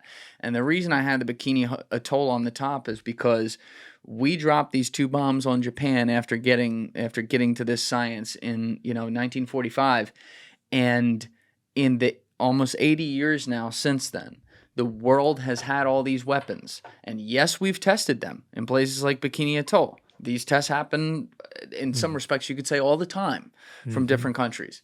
But no one has ever used it on each other. And the idea that in a world filled with insane egos, dictators, tyrants, people who get into, let's call it what it is, pissing matches with each other and just aren't afraid to, play score. And the score is how many bodies does your country lose versus mine. The fact that we've never used that feels like some sort of divine intervention. Now, could that just be wherever God is up there, just somehow being like, yeah, listen, I know that fucking... that Putin guy's not great, but like he's not going to press the button, or could it be, some intervention from these? It certainly could be, but I'll tell you a story I heard from, secondhand from James Erwin, who was an astronaut. And he basically said that while he was up on the moon, he had a vision given to him of 4 nukes going off in the Middle East. And I just, okay, that's sort of his input. And you look at today, with what's going on with Iran. When did he have this vision? I think Apollo 11, 12, whatever, he was on the moon. Okay. James Erwin, he's one of the first astronauts. So years ago. Yeah, in the 60s. Yeah. But I think he wasn't, and he told the story to several people, including my friend Rick Broom, who told me, and I look today, here we are in October 2nd of 2024, and the Middle East could easily go a couple nukes. And I think that might be the, I hope it doesn't happen, but I think that it's probably going to take 1 or 2 nukes going off in hostility again to remind the Earth that we need to get rid of them. You think that? You think I just think it's a scenario that's they're planning for, and the question is what would happen. What scares me is the guys like let's put a time period on it too, but we'll expand that. The guys like the Curtis LeMays of the world, okay, back then, they believed in the 240 to 60 theory. And that's definitely not what they called it, but I'm just using what were alleged to be their quotes behind the scenes, which is that, well, if Russia hit us, we'd lose 60, but we'd hit them and they'd lose 240. We win by 180. Yeah. Right? And so, yeah, we look at that during an era of people where, they probably blew off a president's head. But who's to say it doesn't take more than a few people thinking like that, right? There can be thousands of great people in the government, and I have no doubt that there are. And then you just have a few people in positions of power who just fucking suck and have that thought, right? Yeah. And then suddenly, to your point, maybe they put that into practice, if you will. I mean, what I thought was interesting was Erwin's comment that it was the Middle East, and we're sitting there with Iran. Okay. I find it impossible to believe that Iran hasn't purchased a suitcase nuke out of the, vast missing stockpile of suitcase nukes from the Russian government, and that, they have a few bombs, and if they were to set one off, there'd be a retaliation, and people would go, well, this is not a good idea anymore. Is it sort of, you can see a limited exchange in my mind. Not that the U.S. and Russia or other major powers would get involved. So but as Robert Salas has often said, there's 20,000 nukes on planet Earth, and if they go off, you better be underground for a few decades. Yeah. Yeah, it's just scary. It is scary. It is scary. Well, it's to your point. It's strange times we're living in right now. Especially, it feels like a lot of the rest of the world is on the brink, which means we're also on the brink because we're a world power, and by proxy, everyone's involved in these different conflicts that are going on, and whether it be in Ukraine or in the Middle East, it definitely makes you have to look at the simpler questions about us as a collective rather than us as these stories that we call borders, right? With all these countries that pretend to not be a part of the same human race at the highest level of stuff. And to me, like, the highest level of stuff is, don't nuke each other, right? And it's interesting you sort of philosophize on that.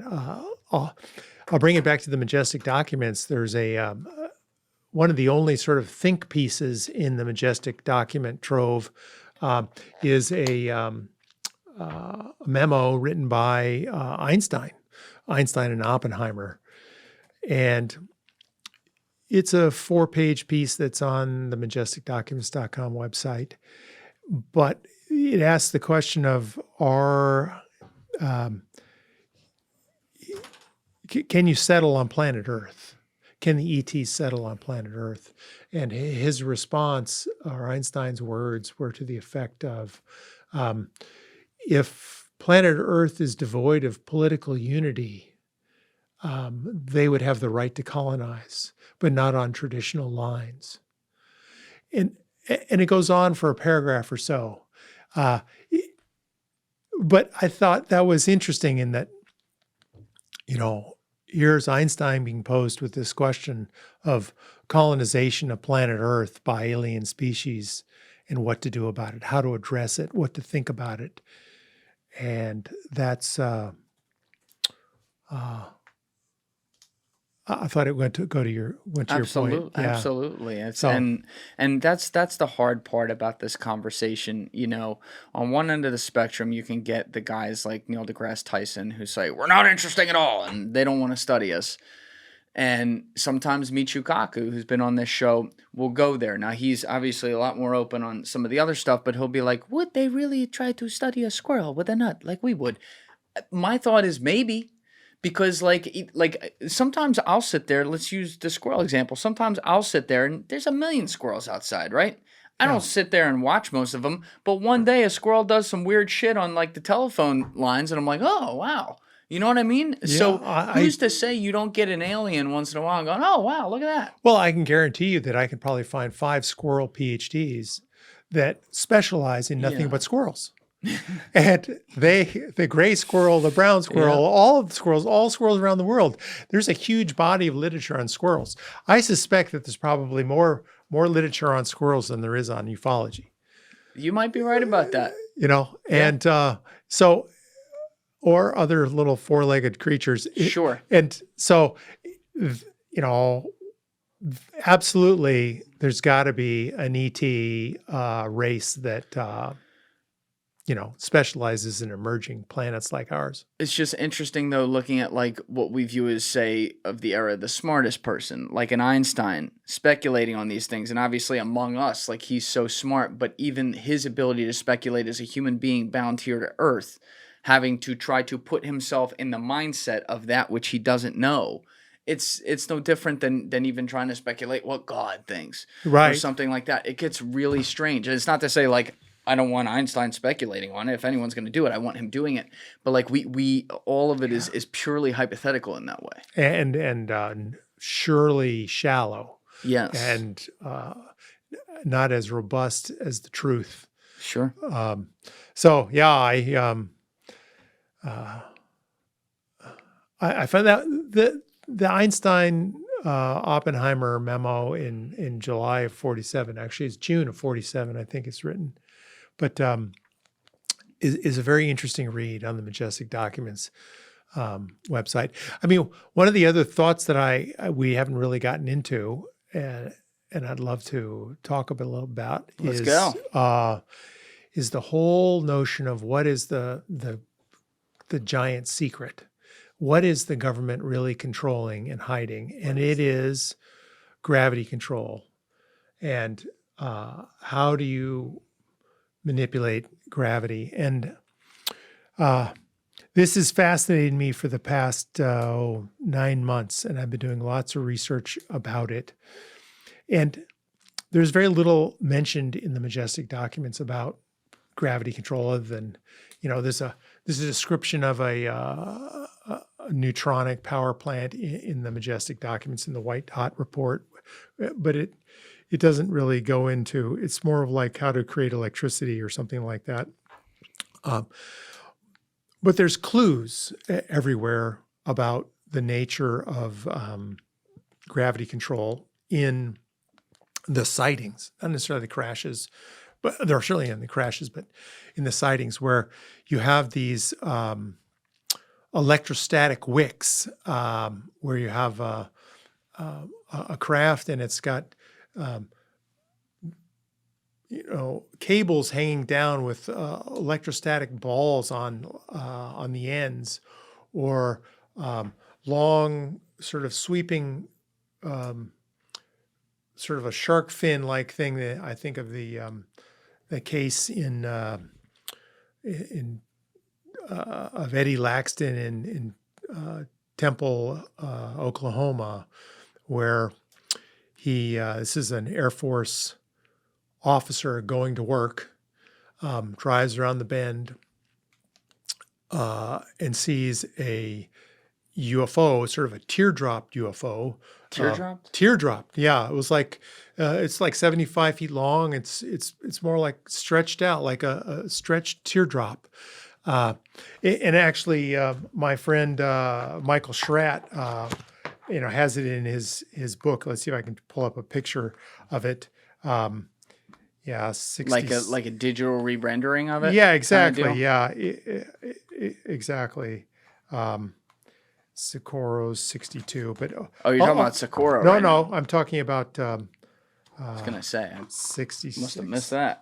No, you 66. James Fox talked a lot about Socorro when he was in here, episode 138. That one is. Yeah, here we go. That's fascinating.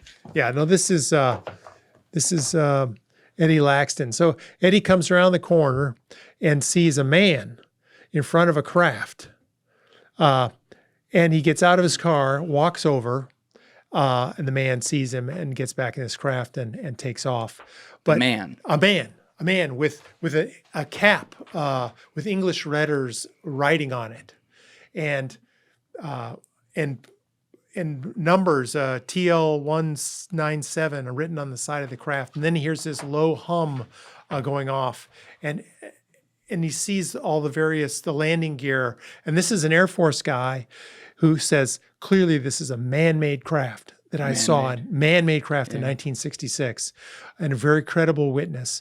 And this was reported to Project Blue Book, and another witness saw this craft fly away too. But this is just one of many cases that point to man-made UFOs and man-made craft. Yeah, well, and that's the thing that fascinates me, is that I started to think, well, what's the history here? There's all sorts of newspaper articles in the mid-50s about gravity control, and you see that it's sort of, there's a lot of activity in the 50s, and then it suddenly disappears in the 60s. Conveniently. And so there's many cases where this long shark-like fin at the electrostatic wick, or there's other cases in Chula Vista in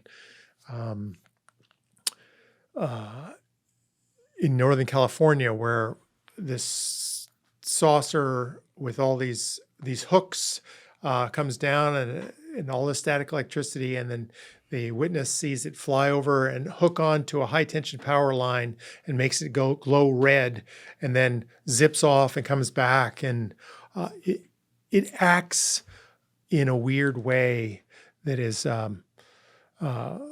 man-made and not ET. ET doesn't need hooks and electrostatic wicks and none of that stuff. So this is the giant secret, is I think that in somewhere in the late 50s or early 60s that we figured out the equations for gravity control. Yeah, see, when you say we, I need to also possibly define that and stick on my little tinfoil hat right here, backed by the good old FOIA requests of the government that have been released over the years.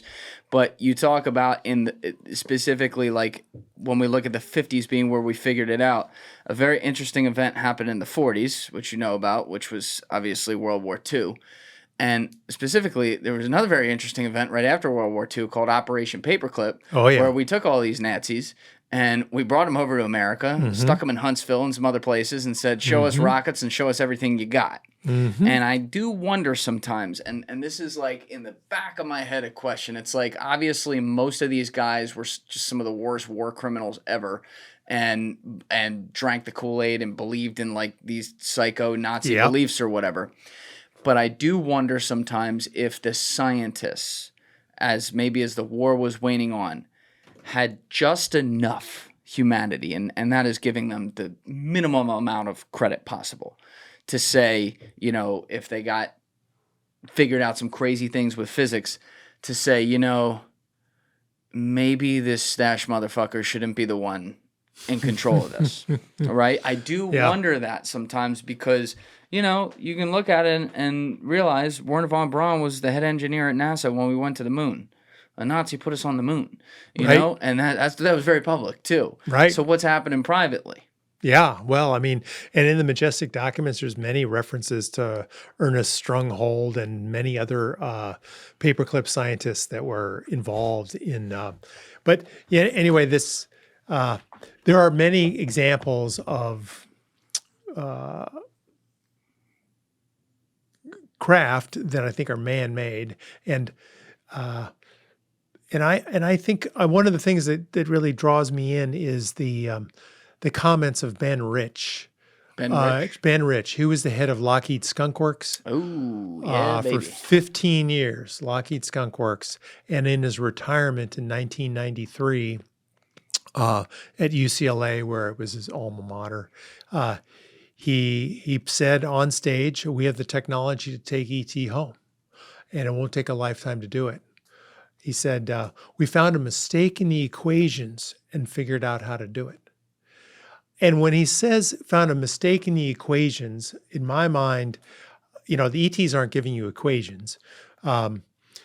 It's human beings that are giving you equations. So then I'm trying to understand, what was the trajectory of the science going on, and it was Lockheed. Well, it was the Glenn L. Martin Company in the late 50s that before it became Martin Marietta, which later became Lockheed Martin. Right. So the Glenn L. Martin Company in 1950 started a group called the RIAS Group, Research Institute of Advanced Studies, I believe, and that's on Wikipedia. And it was headed up by this guy, George Trimble, who is the arch villain in Nick Cook's book, The Hunt for Zero Point. I don't know if you ever interviewed Nick Cook. You ought to interview him sometime. Jesse Michaels just interviewed him in a recent podcast over in the UK, I think. I'm going to have to check that out. Yeah. I'm not familiar with that. So the point is that Trimble and his team put together this huge A-lister team of theoretical physicists, theoretical mathematicians, and worked for many years on cracking the code of gravity control from an intellectual point of view, from a gravity control design. And I think they succeeded, 1960 plus or minus a year. And that capability at that point the Glenn L. Martin Company in 62 merged with Marietta. And Marietta was doing all sorts of deep underground bases and underground facilities and nukes and things like that, power plants. And so when those two companies merged, that's when I think the secret government spawned. That's the point at which the gravity control secret was figured out and went rogue or went proprietary or went offline. And it gets gray area too. Oh yeah, it's all speculation on my part, but the evidence so far points that they have this incredible scientific brain trust that figures out gravity control equations, and once you have the equations, you can start to implement it and build technologies. Well, this was another thing that Lou talks about that has me thinking and wondering about how deep this goes. He gets into the fact that these companies, these private companies, meaning like they're not with the government, were given these contracts decades ago for UFO crash retrievals. Just like how the government gives out defense contracts to companies like Lockheed Martin to, help with weapons of war, they'd give out contracts for a company like Lockheed Martin or Northrop Grumman to go in and basically be the men in black, if you will, when shit goes down and bring back the craft and be in charge of it. Which Lou points out gets weird when you then consider that they, therefore, these private companies have been given custody in this top secret program of these alleged alien crafts or not of this earth craft, whatever you want to say, to the point that they can come to the government and be like, "You're not read in on that." So it's like the clowns are in charge, the prisoners are in charge of the asylum now. Right, and who's really running the world? Is it the 1,500 people that have these top secret R clearances instead of QR?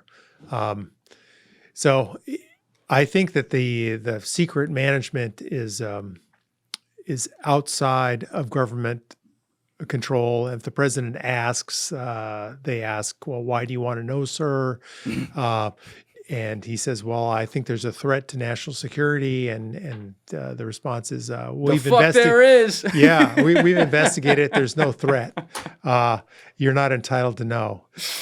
And even in one of the Majestic documents, they say on the change control page that not only do you have to have an authorized executive order from the president, but you need approval of Majestic Security and Intelligence Command, so to declassify stuff. So I think it's a combination of both. There's probably classified law that says, the president can ask for stuff, but until it gets approved through these other channels, that you can't know about it. And so the president is somewhat in the dark about what's going on. Yeah, you used a term earlier that's been used on multiple podcasts I've recorded recently, and it was nice to hear you say it, where you talked about the compartmentalization of government. Yes. And it's such a great point because I'm just going to use some names right now, not literally, but like as a figurative here. You could have on one team within the government Hal Puthoff and Jacques Vallée, who are both geniuses and know a lot about the physics of this stuff and maybe have been read in on some crazy shit over the years.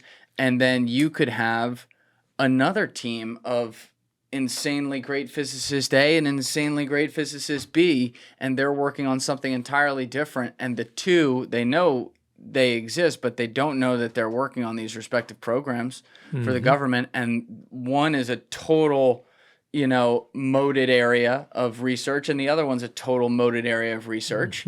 And then things don't get shared. But there's some sort of, not to be sinister about it, but like just for the imagery here, there's some sort of puppet master above them, and it's a very small group or a person who is like charged with being the only person to know that these two things exist. But he's another cog that knows these two things exist, and there's someone else over here who knows only. You see what I'm saying? Absolutely, it's like a continuous exponential curve of secrecy. And that's how they do it. I agree totally. Uh, you know, there's skiffs, and then there's other types of skiffs. Other types of skiffs? Well, I mean, I think one of your other guests highlighted that was a special type of a skiff within a skiff. Oh, yeah. And one of my friends at Air Force Office of Special Investigations said that there's something called CIA Level 7, which is apparently where the alien discussions happen. I don't know. I'm just repeating what he told me, but he wrote it in his book called Meridian, which it's a fiction, but it's a very fun book that involves aliens and an interesting story. But there's all sorts of levels of classification, and I think that the classifications for the intelligence community are different than the Atomic Energy Commission. If you have a top secret SCI clearance, that's a different animal than if you have an Atomic Energy Commission Q clearance or R clearance. And so those are different worlds, and they may not mix. What did your dad or even Stanton Friedman have to say, theorize, either based on speculation or on even some intel maybe they had received on which companies which companies were involved with the crash retrievals and what they may or may not be working on? That's a really broad question. Yeah. Well, I think it's the usual suspects. I mean, if you're saying who has the gravity control secret today and worked on it, I would say the Aerospace Corporation, nonprofit in Pasadena. I would say the Carlyle Group, which owns EG&G, which runs a lot of operations out to Area 51. You would think of Northrop Grumman with their efforts. You'd think certainly of Lockheed Martin, Skunk Works, or some spin-off of that organization. The Raytheon, potentially. There's classified pockets everywhere that may be working on different parts of the reverse engineering situation. But, knowing what the saucer skin does, I don't really care. I mean, the saucer skin? Saucer skin. I mean, I don't really care, the subtle aspects of a particular crash saucer are sort of ancillary in my mind. The crown jewel is propulsion. It's the gravity control. That's the thing that is the holy grail, the secret that they're guarding endlessly. And that's the thing that's been figured out in my mind, and that they're protecting and hiding. And there's a very limited number of people that know what that is and how that works. And so that's sort of my perspective on the technology situation for crashed hardware and UFO parts. What did you think of, I mean, you mentioned him earlier, but when Dave Grusch came out and went public with this, which does then involve a form of retrieval, we'll get to that. It was the Magenta case and everything. But when he comes out and says, I mean, I guess just for context right now, comes out and says something like, this case in 1933 was in Magenta, Italy, and it involved a crash UFO. Magenta's just outside of Milan. Mm-hmm. And at the time, you had fascist leader Benito Mussolini in charge of the country. He sends in a renowned scientist. Marconi, I think. Yeah, Marconi, and some other people, and they get this out of there. Allegedly, Benito thought that this could have been some sort of crazy weapon emanating from Germany or England or one of the countries, but they store it somewhere. I want to say in Lombardy, but fact check me in the comments on that. And wherever it was stored, it was somewhere else in Italy. And when the United States later invaded Italy with the Allied forces in the 40s, somehow they were able to, as they took control of the country, get possession of this craft and take it back, which is what David Grusch said, Mm-hmm. was some of the evidence he had access to. Yeah. Now, you've covered the Magenta case long before David Grusch came out with this Actually, publicly. it wasn't in my first book. I mean, it was Grush's testimony that made me sort of pull that one out.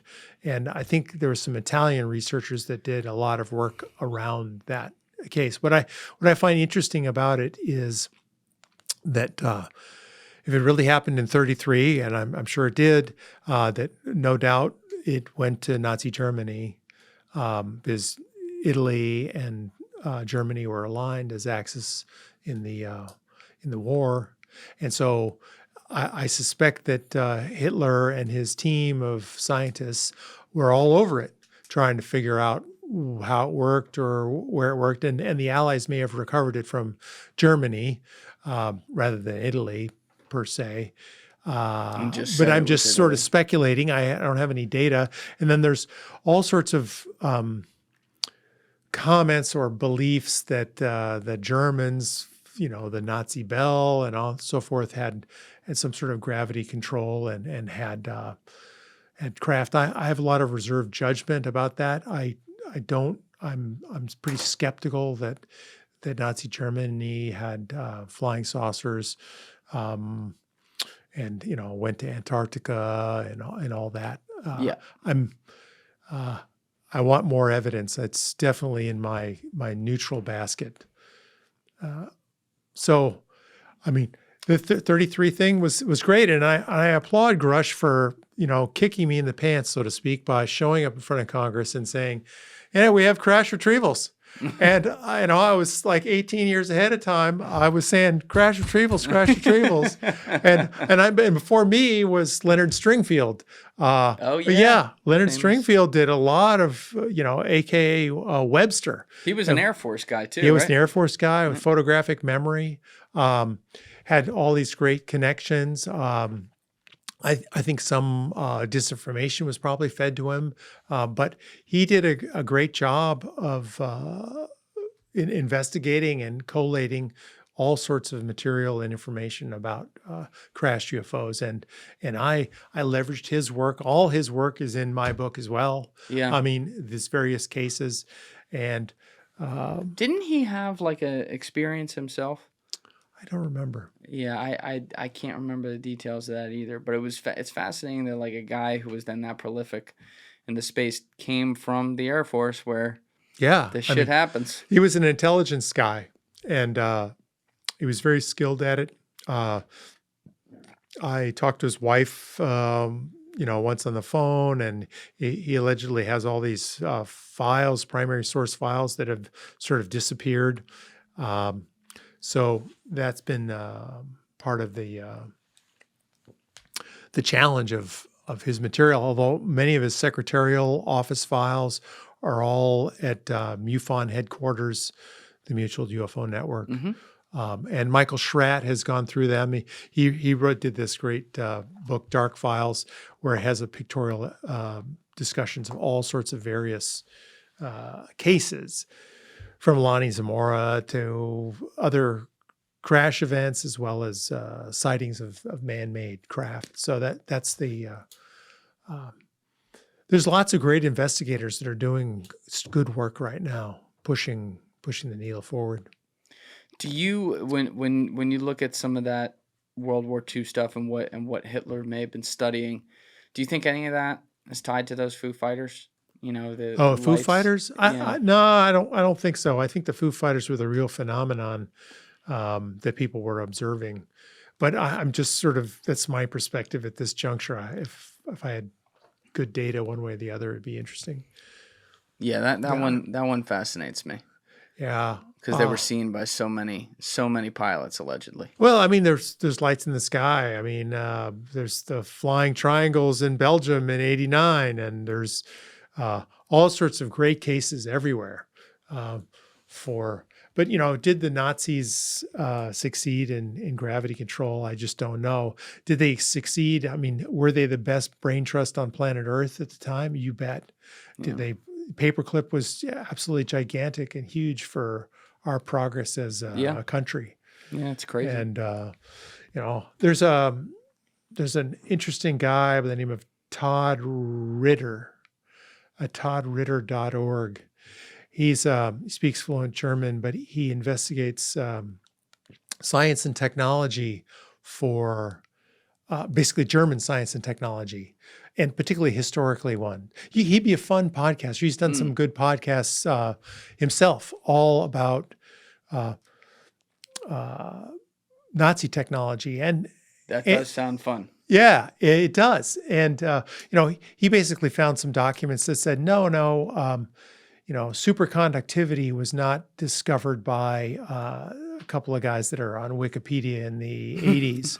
He's got German documents that basically show that describe superconductivity back in the 40s. That's fucking scary. And exactly.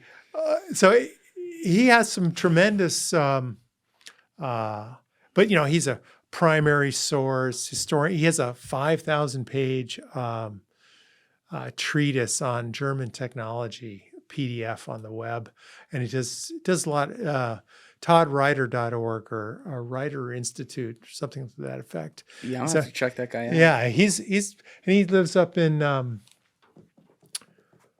want to say like Massachusetts. Okay. Dangerously close as well. Dangerously close, right? Yeah, exactly. So he's a very interesting source. Have you looked at or talk with people who might be in the know around anything that they're doing at DARPA and how that may relate to reverse engineering that would tie into some of these companies we talked about, like Lockheed and Northrop and things like that? Well, the one recent thing that came up in my gravity control investigation was a guy by the name of Brandenburg, Dr. Brandenburg, who got a $200,000 DARPA contract for gravity control. He was tasked with just doing a theoretical paper and report, no experiments, but he had also for $200,000. $200,000. I'll write a paper. Yeah. I'll do well, it. I mean, I don't know what it involved or what the scope of the contract was, but he also claimed to have done some experiments before showing a 7% reduction in gravity in his experiments. But at the same time, that's the only DARPA mention that I can recall. 7% doesn't account for the fact that these cases, like Eddie Laxton's case, where you got something the size of a desk that can lift 2,000 or 3,000 kilograms. Right. And so you need something that's substantial. There's also these NASA guys that are doing electrostatics or various manipulations of gravity that are all in the margin. It's like, I got like a 1/10 of 1% lift or something small. Or the work of Podglanoff and Ning Lee at Huntsville, Alabama, Tim Ventura and his work with the APEC group. He might be a fun podcast to talk. The APEC group? Yeah, APEC. If you type in APEC, APEC? Advanced Propulsion. But Tim Ventura runs a whole organization, 100 people or so, that is focused, loosely knit on gravity control and propulsion. That's APEC. it right there? Yeah. Okay. So they do a variety of work on various scientists that are focused on gravity analysis and gravity work, and that's something that you could explore and look at. It's got it. Yeah, I'm gonna have to check that out. I've never heard of that. Yeah, okay. They're he's really good. He's a former venture capitalist, physicist. He'd be a great interview. Okay. I'll have to look into him. Yeah. A lot of these, I mean, pretty much all the cases we've talked about today, and a lot of the cases you cover in your book are land-based, right? So it's where they crash somewhere or are seen very clearly somewhere. over land. But there's also this whole discussion about what's going on with potential transmedium UFOs, ones that operate in air and in water. Obviously, we've that even came in when you talk about like the 2004 tapes, like, oh, where'd those Tic Tacs come from? They come from the sea, maybe. But is there evidence of like any weird UFO, I don't know, crashes or something, or malfunctions that occur like on the water? I think not predominantly. I think the Murray Island case was, I think there's one case in the book where it's a craft that goes into the water that they recover, as well as there's the, could I have your book? Oh yeah. By all means. Yeah. There's another case, Shag Harbor, Nova Scotia, where the craft goes into the water and they recover it from the water. So these are, this is a lake rather than, the underwater retrieval. I heard a story of the Howard Hughes's Globe Explorer being also used to recover crashed UFOs. I think that Dolan may put that in his book when he comes out with that. So it's not, most of them are land-based, and I over-selected really for US and UK and a little bit in Europe. I don't have good visibility into Russia or China or Africa. So there's 104. If I was to really guess as to how many crashes there have been on the planet, I would probably go up into the 200s range. Yeah, just based on statistics. It seems to be a total global phenomenon. I think there's one in Australia as well. Yeah, 1966. Yeah. So there's a lot that's out there. But again, okay, so we got crashed hardware. They're reverse engineering it. Now what? How are we going to change the planet? How are we going to really advance the cause? You want to do something good with it. Yeah. I close my talks typically with, so now what? Now what? How can we make a difference? How can you show leadership and advance the cause? What can your readers and audience do to advance the hope of planet Earth and or the nature of ufology or their whatever their passion is, and to think about that, be it acting or funding or investigating crashes. There's plenty of crashes to investigate all over the world. So that's the challenge is how do you channel all these disparate organizations around the world, from MUFON or QFOS or the Solo Group or all the podcasters or everybody trying to advance the cause and do things forward. How do you get a more organized, cohesive, strategic plan put together to execute against the government, which is, a highly funded, militarized, top-down organization that's highly effective at what they're doing. And you're going to need to have stunning leadership and a lot of money to be able to push the needle and pull the secret out. And the secret is really either fusion, gravity control, or somehow tapping the 0 point energy to give me unlimited electricity in a box. What's the government's incentive to tell us about that information, though? Well, that's a great question, and it's one of the ones I posed in the AI Ufologist, and the answer is none. Very little. They want to keep it secret. They don't want to disrupt the apple cart. There's a lot of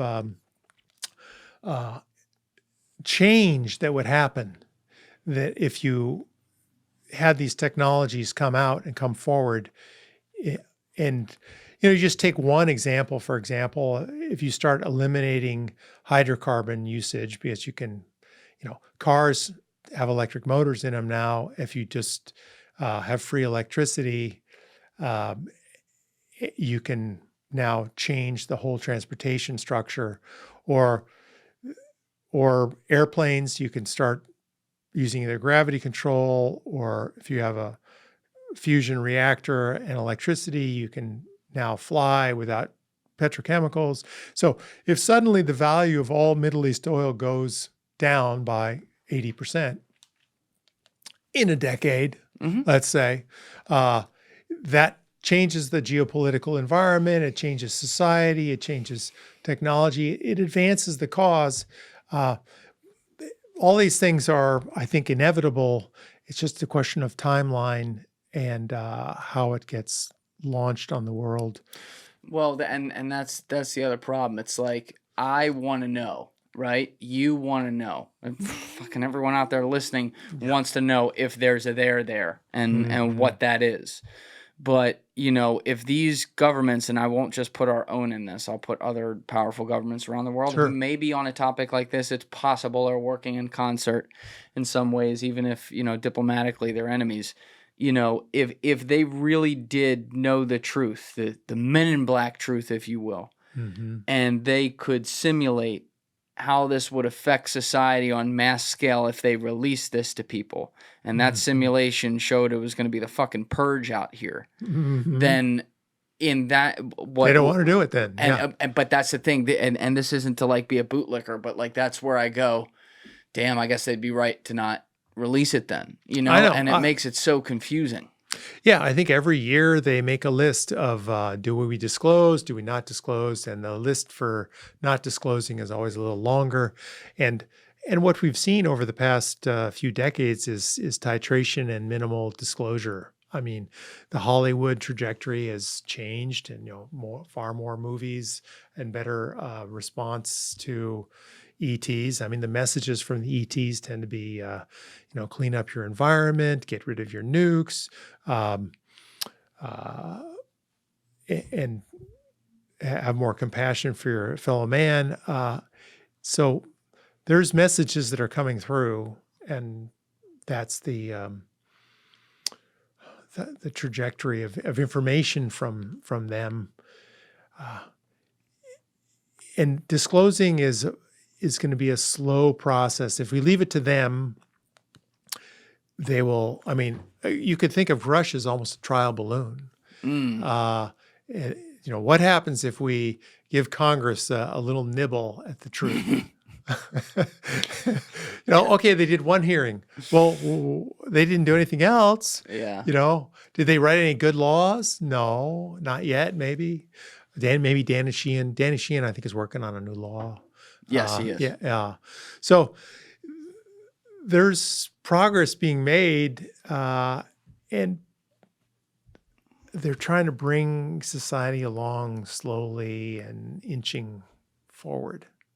But it's only if we drag it kicking and screaming out of them. I mean, I can't believe that, China's not sitting there stupidly. They are working hard on fusion. They're working hard on fusion more than anybody else in the world. Can you explain fusion to people? Fusion, sure.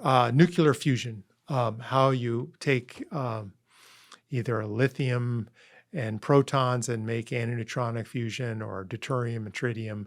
It's a method of making electricity that's different. It's not a light water nuclear reactor like 3 Mile Island or Diablo Canyon or Chernobyl. It's a method. It's a different way of doing fusion. So the fusion is one path forward. So I lost my train of thought there, but you were talking about how China's working. China, yeah. Yes, China. So the biggest effort on fusion in the world right now is China by a factor of about 3x. Oh, boy. Then comes the United Kingdom, and then comes America, and then comes Europe and Japan. What's this third place bullshit? Well, that's I don't right. Like this. Well, exactly. The UK has put billions of dollars in investment in fusion efforts and trying to do that. But fundamentally, traditional hot fusion is doomed, because it's not doomed, but it's still $50 a megawatt hour, which is basically the same price of electricity as it is today. And until you can make electricity substantially cheaper, 10x, 100x, you can't really help Africa or help the rest of the world come out of this resource deprivation in food, in water, in resources, and basically uplift the majority of the population. But China is pushing hard on gravity control. I mean, I'm sure they are. And they may figure it out ahead of time or get caught up. And pretty soon it's going to be, Xi Jinping could decide to disclose the truth about UFOs. He could. He could. He could. He would. Yeah, I don't know. And I think that that this goes to this nefarious or weird mode where, well, it's just some sort of cooperation, global cooperation amongst things that some Israeli officers have said exists, and the Israeli officers. I think there was a general. What do I say? I can't remember his name. Can we Google this? Israeli officers, global UFO. Disclosure team. Team. Hamad. Ahmad, EMID, or something like that. It's in my new book, UFOs, Who Knows? Former Israeli space security chief? Is that it? Yeah. Okay. Yeah. All right, let's click this from NBC News. Former Israeli space security chief says extraterrestrials exist and Trump knows about it. A galactic federation there you go. has been waiting for humans to reach a stage where we will understand what space and spaceships are, Haim Ashed said. A former Israeli space security chief has sent eyebrows shooting heavenward by saying that Earthlings have been in contact with extraterrestrials from a, quote, galactic federation, unquote. Quote, the unidentified flying objects have asked not to publish that they are here. Humanity is not ready yet, Haim Ashed, a former head of Israel's Defense Ministry's Space Directorate, told Israel's Yediot Aharonot, sorry if I fucked that up, newspaper. The interview in Hebrew ran on Friday and gained traction after parts were published in English by the Jerusalem Post on Tuesday. A respected professor and retired general, Ashed said the aliens were equally curious about humanity and were seeking to understand, quote, the fabric of the universe. Let's scroll down, unquote. I'm going to keep reading this. Up a little bit. A little more. Ashed said cooperation agreements have been signed between species, holy shit, including an underground base in the depths of Mars where there are American astronauts and alien representatives. How much weed did this guy smoke? There's an agreement between the U.S. government and the aliens. They signed a contract with us to do experiments here, he said. Ashed added that President Donald Trump was aware of the extraterrestrials' existence and had been on the verge of revealing information, but was asked not to in order to prevent mass hysteria. What is this mass hysteria? They've been waiting until today for humanity to develop and reach a stage where we will understand in general what space and spaceships are, Ashed said, referring to the Galactic Federation. The White House and Israeli officials did not immediately respond to NBC News' request for comment. Sue Go, a spokesperson for the Pentagon, declined to comment. Yeah. What? Now what? There you go. I mean, I think was just spitting. Yeah. So that, I think that's basically all correct. You think so? You think that American astronauts are with aliens on a base on Mars where Elon claims we can't get yet? I think there's, this is one piece of evidence to support that theory.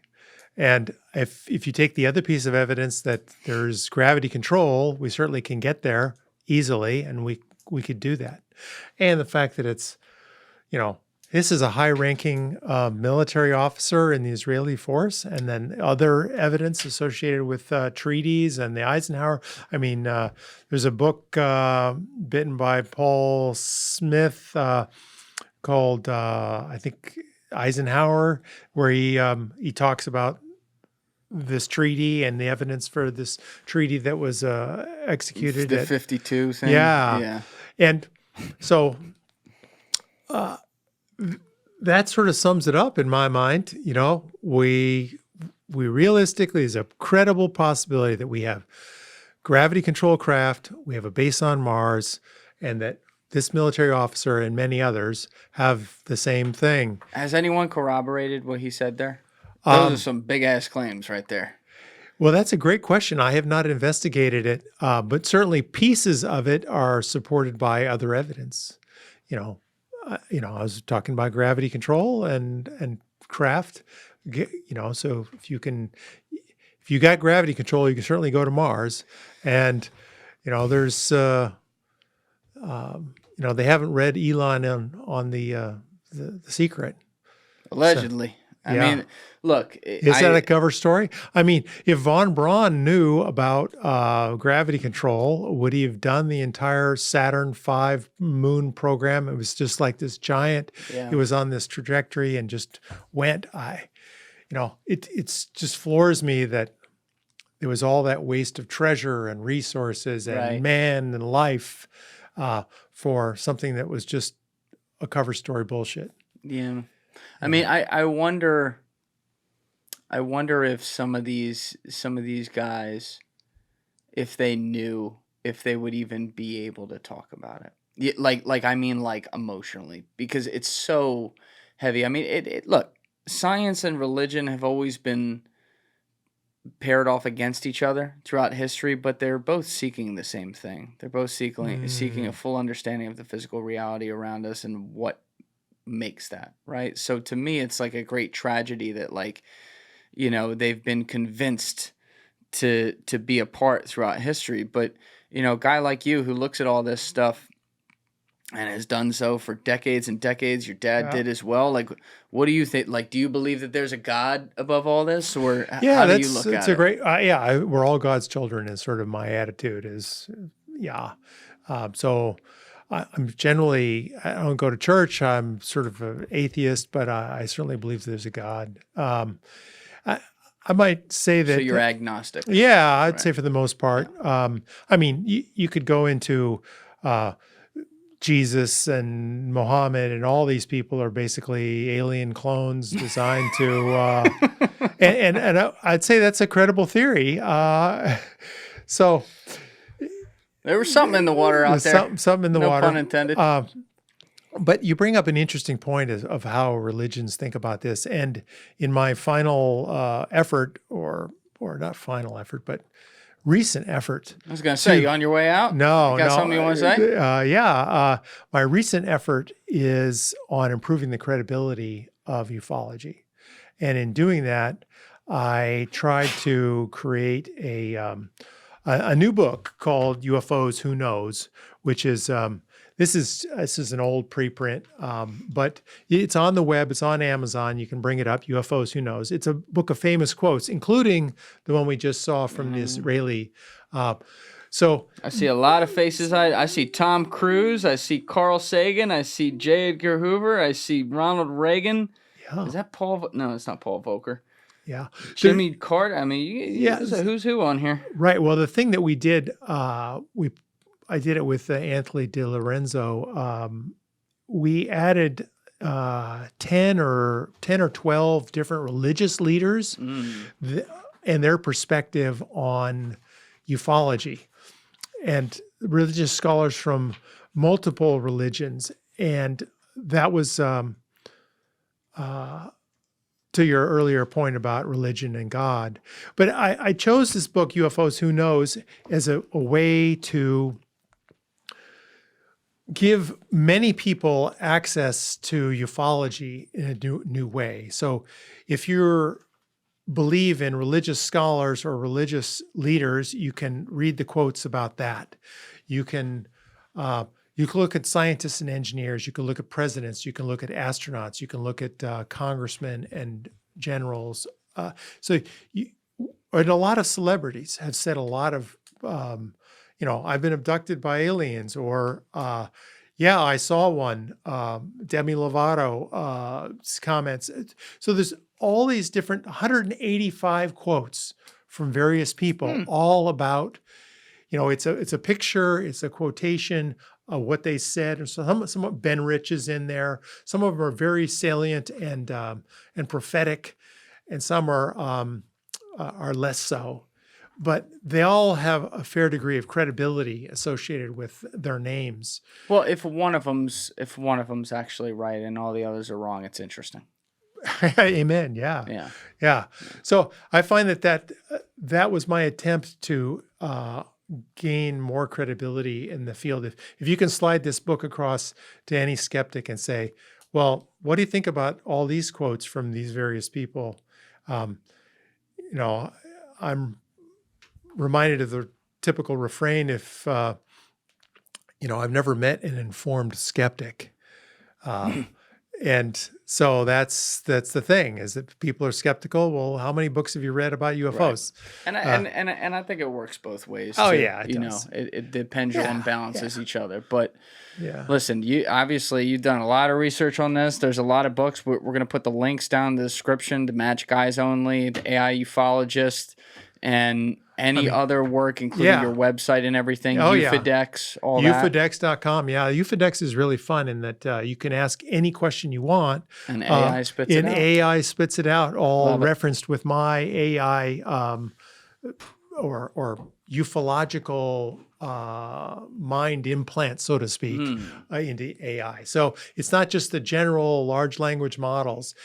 I've created this ufological implant into its brain, so to speak. Ufological. That's the chef's kiss right there. Ryan, this has been awesome. Thanks so much for coming out here to do it, and thanks for sharing all the work. Thank you've you, done. Julian, for your work and your efforts all across all the interviews. Just keep at it. I mean, you're making a difference with all your subscribers, and click the like button and subscribe. Thank you so much for that. Everybody else, you know what it is. Give it a thought. Get back to me. Peace. Thank you guys for watching the episode. Before you leave, please be sure to hit that subscribe button and smash that like button on the video. It's a huge help. And also, if you're over on Instagram, be sure to follow the show at Julian Dorey Podcast, or also on my personal page at Julian D. Dorey. Both links are in the description below. Finally, if you'd like to catch up on our latest episodes, use the Julian Dorey Podcast playlist link in the description below. Thank you.